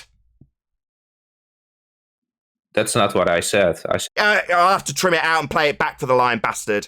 That is precisely what you said. Well, you fundy mute me laughing at you. Yeah, Ed, you told us explicitly that it had nothing to do with Earth turning underneath, and that's the claim that's supposed to be the sun moving. It's supposed to be Earth turning underneath at 15 degrees an hour. It's a Coriolis claim, Ed. You just didn't realise. And then not realising that it was a Coriolis claim, you declared that it's not anything to do with Earth turning. I said the sun shining on the clouds has nothing to do with it. So Nothing you're to do with what? strawmanning me. Nothing to do with and what, Ed? It's not working. Nothing to do with what? Earth turning? You're funny muting me. No, I'm asking. You're strawmanning me. No, Nathan. I'm asking. Nothing to do with what? You said it. What's it? Be specific, Ed. I That'll said be the Earth sun turning, right? shining on the clouds. The argument of the sun shining on the clouds has nothing to do with the topic of Earth turning. Thank you very much. He's repeated it again. Ed declares for my public audience that Earth turn has nothing to do with the sun being positionally in a way that can shine underneath. Nothing to do with Earth having turned to move the relative position of the sun so it can shine underneath. I agree, Ed. Second time you've said it. This is nothing to do with Earth turning. That sun being under the clouds in a position where we've turned to put the sun in a position to shine underneath, as per the heliocentric claim that we have 15 degrees an hour of Earth turn that makes it look like the sun's moving when it's us turning underneath. That is absolutely a claim that the globe Earth makes. You guys think we turn underneath. Ed here, like all you globe-believing idiots, doesn't realise when he's making a Coriolis assertion and will overtly tell us that the claim he's got that the sun shining under the clouds proves the sphere Earth is nothing to do with Earth turning. Yeah, Ed, in your religion you think Earth turns at 15 degrees an hour underneath stuff. That includes the sun. That includes bullets and balls, but it would also include drones and helicopters and hot air balloons and aeroplanes, and it would shorten flight times when travelling west. A flight from Charlotte, North Carolina, instead of taking 4.5 hours when travelling to LA, would take an hour and a half because you've got 15 degrees an hour of the Earth turning underneath the plane. That simply does not happen. Big shout out to Jamal's24. He says, Ed is wasting your time. He doesn't know his own rhetoric. That's right. He didn't realise that when he was claiming sun shines under clouds in the heliocentric model, that's because their claim is Earth turns underneath at 15 degrees an hour, shock horror. But he didn't think it was anything to do with Earth turn.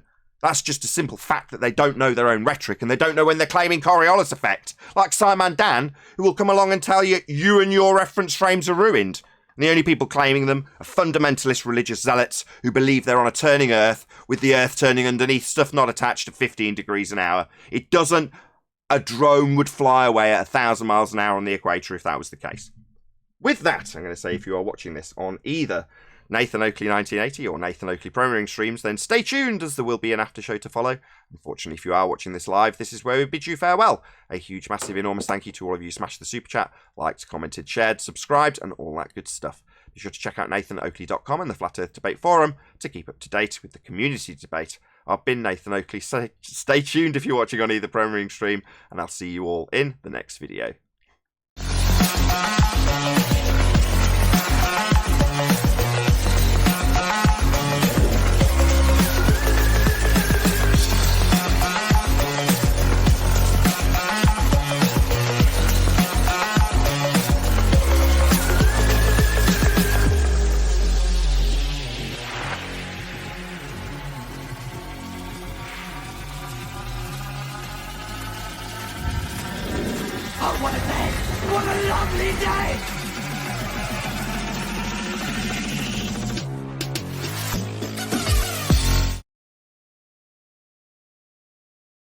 For 3 more minutes. That's really clever, Nathan. Really sneaky. Ed, But just to make it clear, I said they are 2 different topics.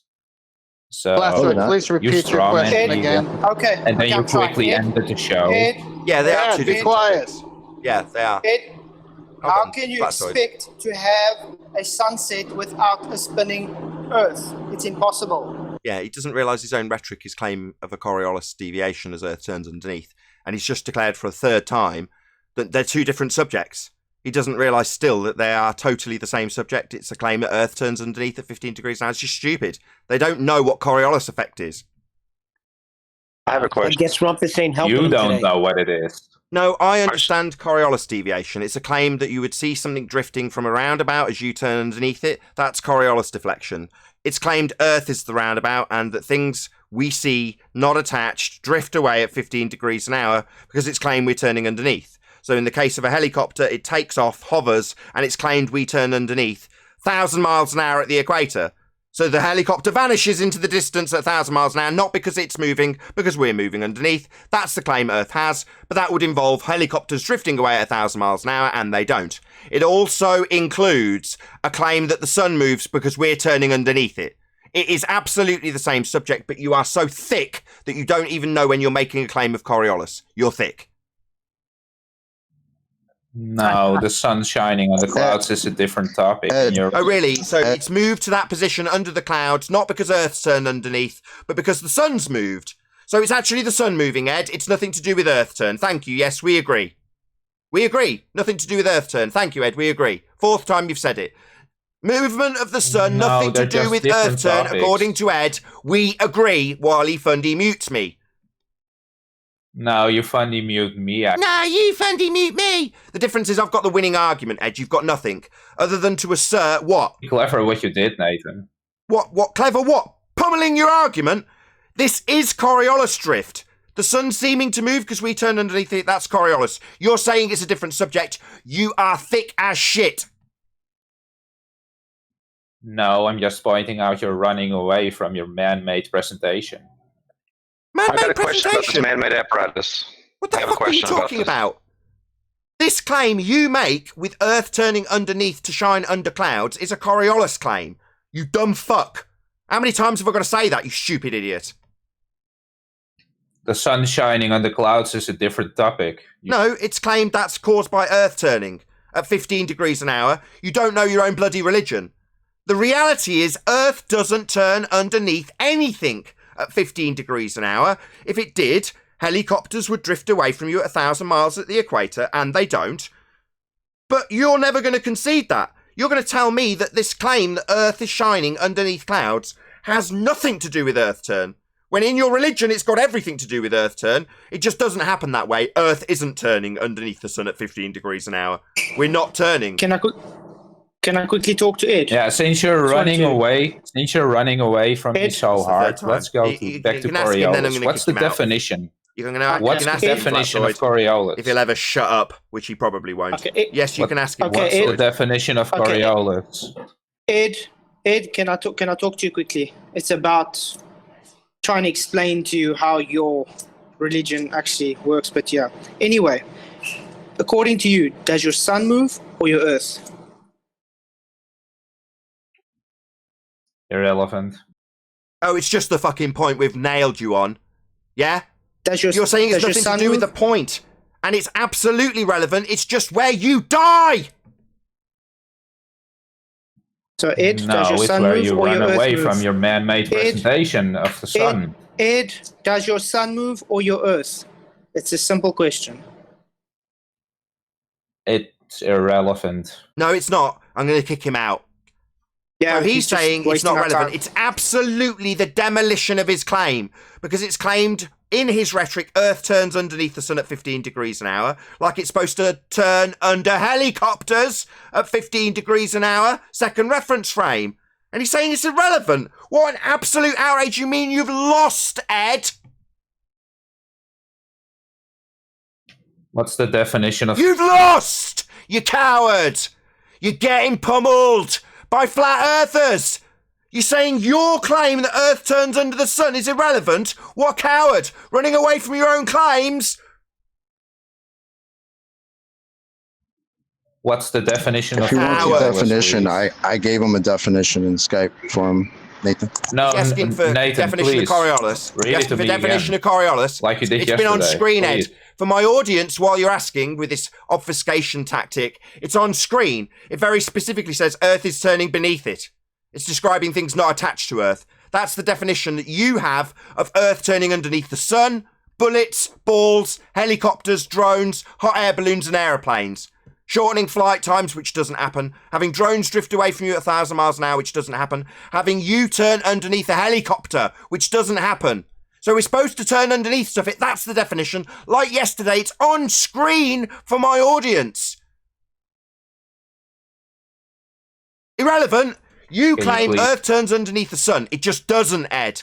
And when we nail the fact that Earth isn't turning underneath at 15 degrees an hour and ask you if it's Earth turn or sun movement, you say irrelevant. I say you've died here, mate. Please read the definition of Coriolis now. The object is not actually moving off its course. It only appears to be doing so because the Earth, I'm going to add in parentheses, is claimed to be turning beneath it. So it's claimed Earth is turning beneath these things not attached, Ed.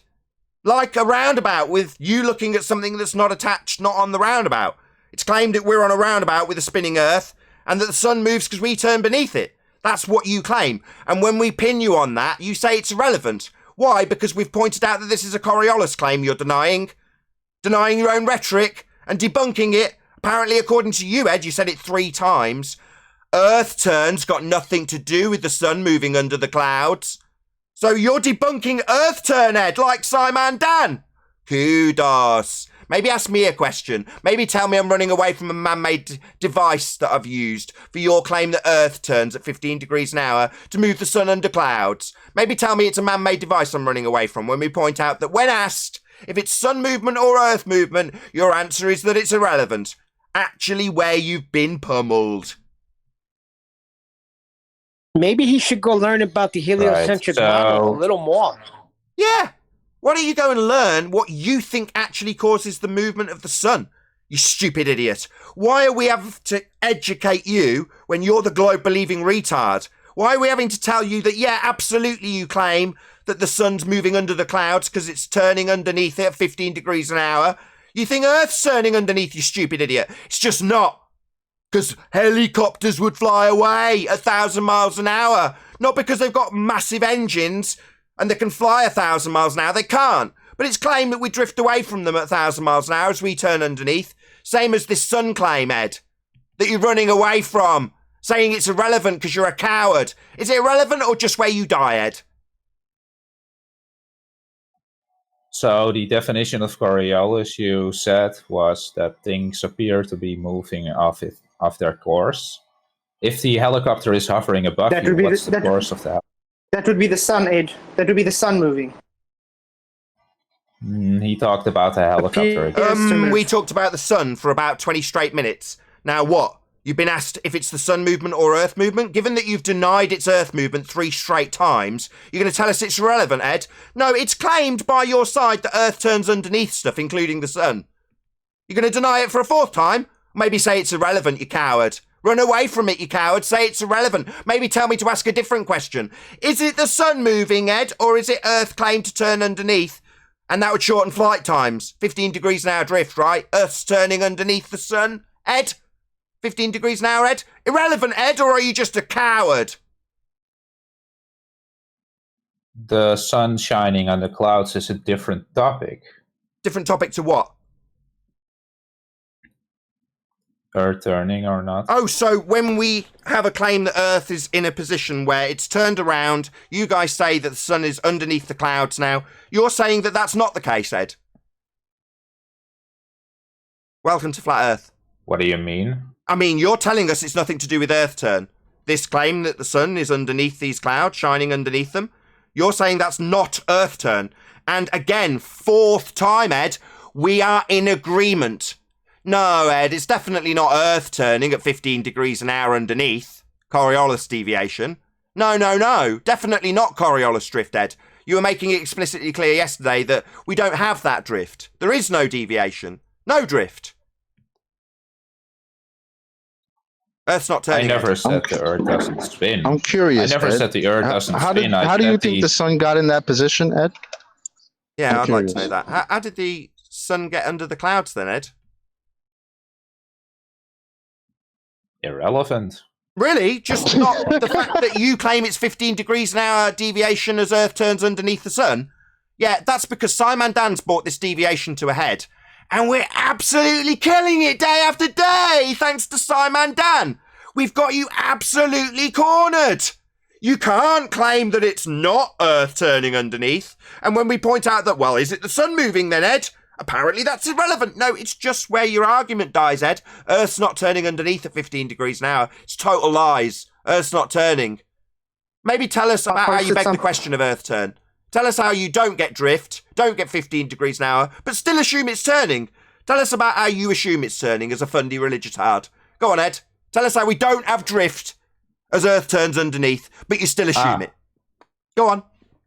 Good Yeah, doggy. right. So let me speak then, Good Mr. doggy. Rand. Beg the question for us, So- good dog. Tell us how you assume it spins. No. Good dog. Don't fundy mute me, I Nathan. do what the fuck I like. It's my show. I'll call you a prick. I'll point out where you've lost. I'll do whatever I choose on my show. When I'm dealing with fundamentalist religious zealots, you all deserve a verbal tongue lashing, and you're going to damn well get one. You won't admit that it's your claim that Earth turns under the sun. Apparently it's irrelevant. So according to Ed, whether or not we turn under the sun is, quote, irrelevant. But it's not proving we spin then, is it, Ed? We get told that sunsets prove the Earth spinning. Yet according to you, it's irrelevant. I'll be sure to point them in your direction when they tell us that sunsets are caused by a turning Earth, that it's actually irrelevant. Because if it was relevant, we'd be turning under helicopters too. But when we point that out, somehow it becomes irrelevant to your side. No, it's supposed to prove we spin, Ed. It just doesn't happen. No 15 degrees drift. Tell me how irrelevant it is again. Good dog. I put something in Master B The that actually topic tells of him about the his sunsets. sun shining on the clouds is a different topic. Yes. I actually put something in Master B. You can put it up for him. Ed, it all has to do How with did Earth how did the turn, sun Ed. get in that position to shine under the clouds? It's obviously not doing that all the time, right? And you're asking about that in particular. So how did you think the sun got in that position, Ed? It has nothing to do with what I Go ahead, asked. say irrelevant. Make demonstration. He says it's got nothing to do with it. That's good. So nothing to do with it, Ed. Excellent. Yeah, I'm going to agree with you for the 5th straight time. So yeah, we agree, Ed. Earth turn has got nothing to do with sun movement. For any of you fundies who think that sunsets have got something to do with an Earth that turns, it's irrelevant. Nothing to do with Earth turning. It's a different subject altogether. Not Earth turn, not 15 degrees an hour deviation, not Coriolis. We agree with Ed. Definitely not Earth turning. No, Yeah, he I has to just change said his they're icon different to flat topics. earther. You're Yeah, you're saying they're different topics. You're saying the sun's movement is not a topic to do with Earth turn. And we agree, Ed. Yeah, the sun's movement's sod all to do with Earth turn. That's a different fundamentalist religious zealot subject. We agree. 6 times we've agreed with you, Ed. I never said they're not related. That's exactly what you just said only 30 seconds ago. Maybe realise how fucked you are, how cornered you are, and deny the thing you've said only 30 seconds ago. No. You want I to never said define the Earth doesn't irrelevant? spin. You're not listening, actually. No, I'm not listening. Oh, that's what's actually happening. It's not that when the devastating point comes, Ed talks through every word of it, so he doesn't have to listen to it. It's actually me not listening. The irrelevancy of Earth turn to the movement of the sun that Ed has declared. It's irrelevant, right, Ed? Nothing to do with it. Different subject to Earth turn. Say it again. Give us it a 6th time, Ed. Tell us how irrelevant Earth turn is to the sun's movement. Given that it's a Coriolis claim you just didn't realise you'd made and we've humiliated you for it. Maybe tell us that we don't understand or aren't listening while you talk through me. Go, good dog. Go. Well, when you talked about Coriolis, you specifically said objects appear to be moving off their course, and then you talked about drones and helicopters. Are they moving? Are they having a course in your example? Yeah. Do you want to know what the course is? That they would appear to move off if Earth was turning underneath? The course is No, as no, follows. no, no, Fundy no. mute, They fundy need mute, to have fundy a mute, fundy course. mute, fundy mute, fundy You're mute, not fundy mute, fundy answering my mute, fundy question, mute, Nathan. fundy mute, fundy mute. Yeah, you can Yeah, fundy scream mute, fundy mute, fundy mute, I don't fundy mute, care. fundy mute, fundy mute, You're fundy mute, straw fundy mute, manning. fundy mute, You're fundy not mute, listening. non-stop Wow. fundy muting, Are you that salutary, bad? salutary, Are fundy, you fundy, that fundy, bad fundy. that I'm catching Yeah, you gonna up let me to answer, you fundy changing my cocksucker? question. Hello, fundy. You gonna let me answer, you're you changing cocksucking my fundy? question. Yeah, And cocksucking you fundy. know He's got a religion that's I dying. caught you. No choice but to put you on mute, have I, Ed? Because you haven't let me answer. You immediately fundy muted me. Right. You know I caught you, Nathan. Caught you tried what? to You haven't. change You your asked me a question question. and didn't let me answer. Right. Yeah, right. You're getting absolutely annihilated. There's a claim that Earth turns underneath stuff at 15 degrees an hour on 6 consecutive occasions. You've told me it's an unrelated subject. That would be unrelated to Earth turning underneath at 15 degrees an hour. You have debunked Earth turning underneath as an unrelated, irrelevant subject 6 times, Ed. You're getting absolutely owned here. That's not what I asked. So the question was, what's the course in of the your helicopter? Definition of Coriolis. Yeah, you asked me what the course of the No, helicopter you're was. funny muting me. Yeah, because you asked me what the course of the helicopter was. I tried to answer and you wouldn't let me. No, you're funny mute. No, you wouldn't let me answer. You asked me what the course of the helicopter. helicopter was. If it's hovering above you. Yeah, I Yes. understand the parameters, Ed. I'd just like Where's to the answer. course? Will I get to answer? He's asked me what the course of the helicopter was. That's the question I'm being asked. I'm not being allowed to answer. Fundy muted the entirety of the answer so far. Let's try again. The course of the helicopter is as follows, Ed. It's planned course. It's going to take off, go 30 feet in the air, because it's only going to move upwards. And then it's planned to directly move down again and land on the same spot it took off from. That's its planned course. Yeah, it's going to go straight up and then come straight back down on the same spot it took off from. That's its course that it's planned. And it's going to go up for an hour and then come back down again. That's its course, Ed. Now, according to the definition of Coriolis, if Earth's turning beneath it, it will deviate from that planned course. In other words, it won't land where it took off from. Not because it has moved to a different location. It's only going to go up and down. That's its planned course. But the claim that Earth spins underneath it has it landing somewhere else, Ed. So it's supposed to land in a completely different spot because it's drifted from the Earth turning underneath it, Ed. Now, that doesn't happen, Wow. Ed. Helicopters can go up, hover, and land on the same spot they went up from. They don't seem to deviate from their planned course. They can go up, hover, and come back down. You can do it with a drone for yourself, Ed. But they don't drift at 15 degrees an hour. They don't seem to disappear from your view at 15 degrees an hour, Ed. It's claimed that Earth's supposed to turn underneath them to give an apparent deflection at 15 degrees an hour. In other words, it won't land where it took off from. That'll be somewhere else. A different continent altogether 15 degrees away on a globe.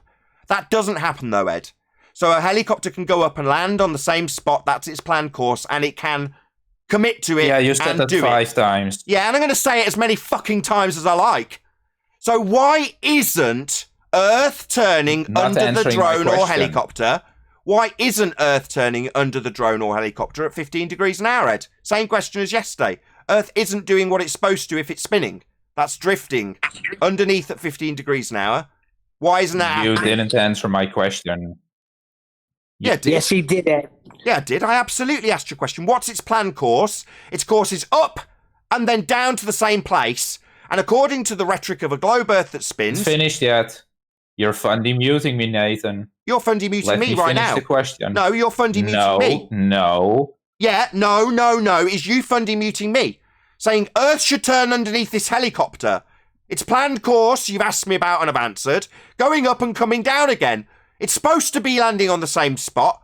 But Earth turning underneath would mean it doesn't. And it does. So my question was, what course does the helicopter I answered him. have? I'm going to kick him out. while You just it's answered your hovering fucking above? question, Ed. Are you out of your mind? That's it. I'm kicking him out. Serious? I'm kicking him out. He's being a total bastard like yesterday. I answer his question and he's not going to accept it. He's going to ask the same question 6 or 7 more times when I've answered him. What's the course? It's going up 30 feet, hovering, coming down again. According to a claim that globe Earth spins underneath, it should spin underneath and doesn't. That's it. So what, 15 more hours of this crap from him? Asking me what deviation is? Well, us spinning away from it, but we don't. He thinks because you don't have a course going forward or backwards that he's got the victory.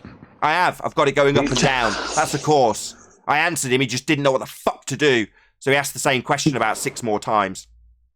Yeah, he knows He's because never going to concede. he's saying this because he knows because he's saying this. There's no drift, so he just has to play down. When he's caught out and he's wrong, he won't concede. All he's going to do is cause you to be angry. He's not worth that. Time for him to go, I say. Yeah, that's why I kicked him out. At the point that he says you And haven't then he'll ask explained... you another question. Take it, Rams. Okay, here we go. Can I ask my question? Hold on, Rams. Go ahead. Go ahead, Rams. Oh, he'll just redirect with another question. That's what he tends to do all the time. Meanwhile, guys while do stating the factors of the very question that he is proposing is irrelevant. Yeah. The very factor. He's asking us, why is the sun shining where it is, right? Underneath these clouds. We're asking, well, how did the sun get in that position? Oh, it's irrelevant. Oh, really? You don't want to answer that. It's irrelevant. Well, that's the whole point of your question, isn't it? Yeah, it's irrelevant because he needs Earth to turn underneath it at 15 degrees an hour. And again, thanks to Simon Dan, it's come to a head. Oh. Paul, what's your question? Second of all, I've taken pictures from New York City at 8:15 where the sun is set, and you have the clouds lit from the top for me and for Australia at the same time. So, how does that work? Right on. Oh, thank you. Taking to mummy in the kitchen. Okay, just one thing about this man-made apparatus to Ed or any of the Globers. Does this man-made apparatus have to obey physical and natural law? No. The phenomena in science would be the thing, but he's decided to throw out anything that's had a claim made with a man-made piece of apparatus as a demonstration, with a light above a source and shining light underneath clouds, even though the light source is above it. That's been demonstrated, but because we debunk their bullshit pseudoscience claims and not having phenomena but a man-made apparatus as a substitute for a phenomena, he's taken that argument and used it against us for a demonstration that's not claiming to be science, not claiming to be a substitute for a natural phenomena, merely a demonstration that debunks his assertion that it's only possible if Earth turns underneath at 15 degrees an hour to move the sun into a position under the clouds. That's his claim, that is apparently irrelevant unless we state it back to him. Well, just to be clear, Nathan, I mean, if it's something in the physical world, it's made, even if it's man-made, if there's refraction involved, it has to obey refraction law or whatever, how refraction works. All those factors have to be in play. Even though it's a man-made apparatus, it still has to conform to the physical world. So even if it's a smaller man-made thing, it still has to obey it. So those, even though we may be manipulating it. Go ahead. I think the only reason he even brought up that it's man-made is trying to convolute that we're basically saying it's science, which no one is, right? Nobody's saying this is science, but he wants to convolute it with that. So he says, oh, you have a man-made contraption and you're showing a demonstration of something. Well, but see, that's the thing. If it's obeying the physical laws in the world and we can demonstrate it using the physical laws of the world, then it's possible. That's my whole point. I thought the only thing in nature had to be what you like if you observe a natural phenomena. Yes. I thought that was the only thing that had to be in nature, not a experiment. The whole point. Correct. Yeah, the whole point is nobody called that an experiment. No. It's a demonstration.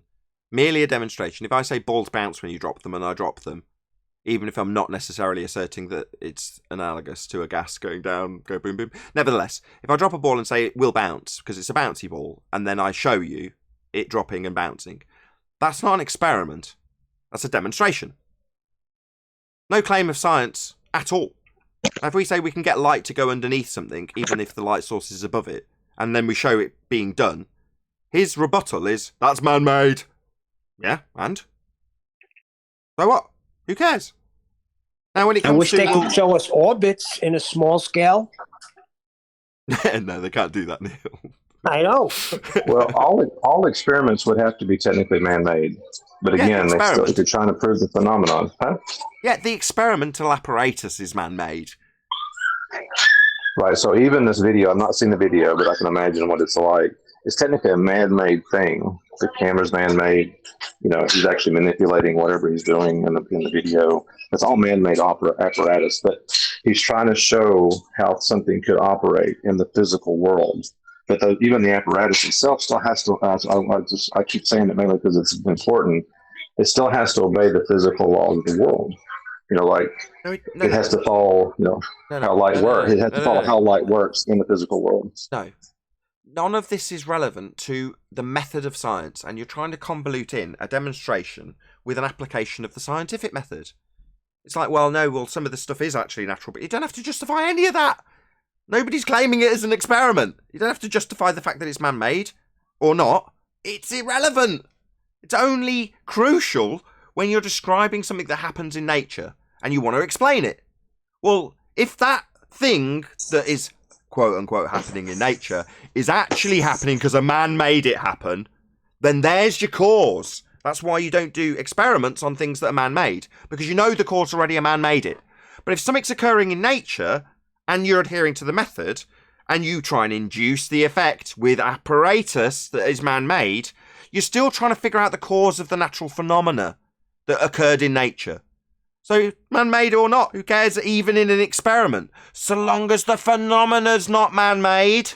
Now, this isn't a man-made experiment or a phenomena that's been conjured. It's merely a demonstration. Somebody shining a light and saying, here you go, light's above it, and underneath this board, which is analogous to the clouds, it's shining under them. The light's above it, but yet the light is shining upwards towards the bottom of this board. That's not science! Just a demo!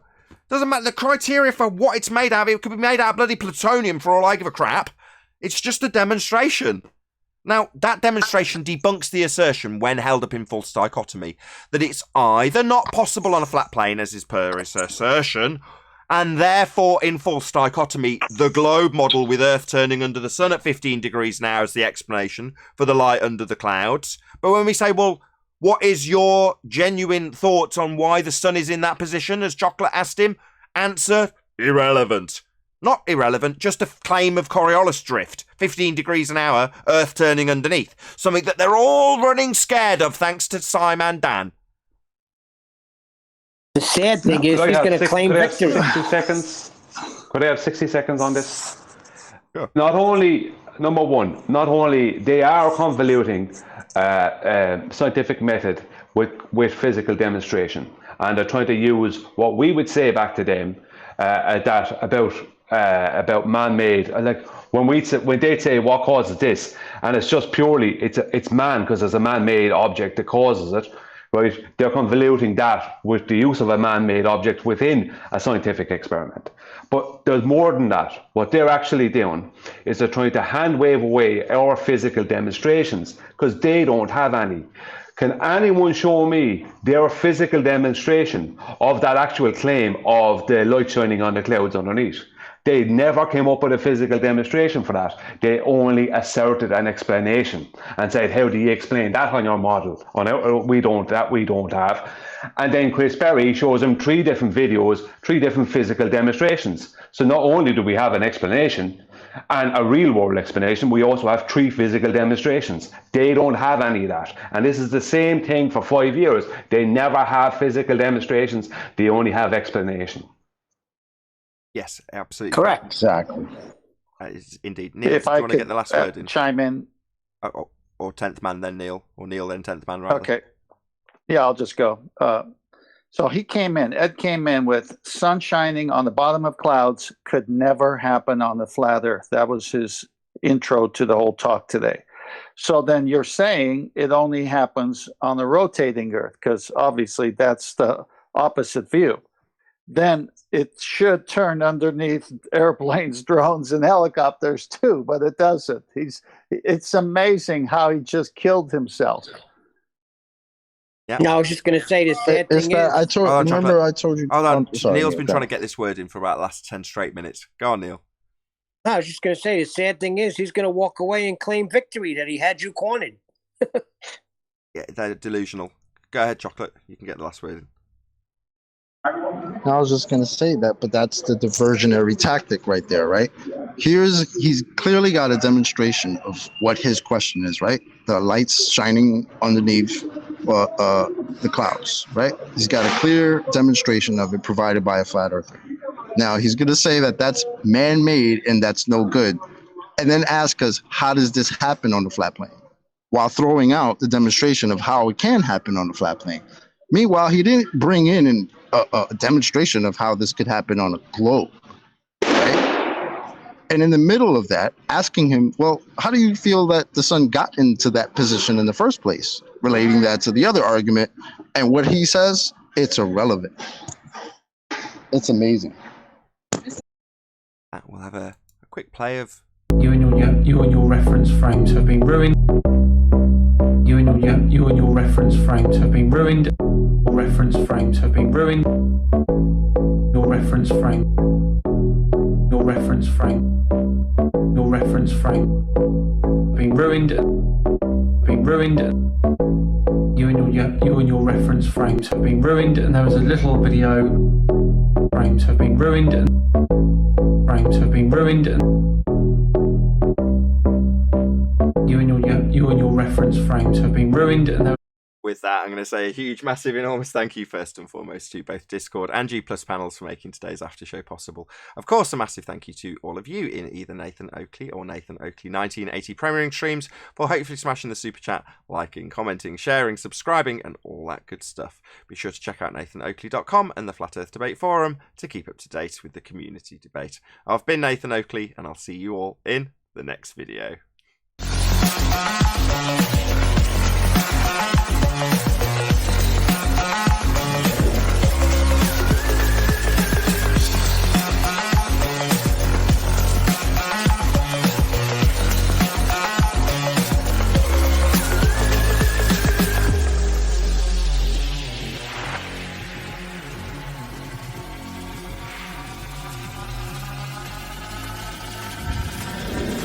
What a day! What a lovely day!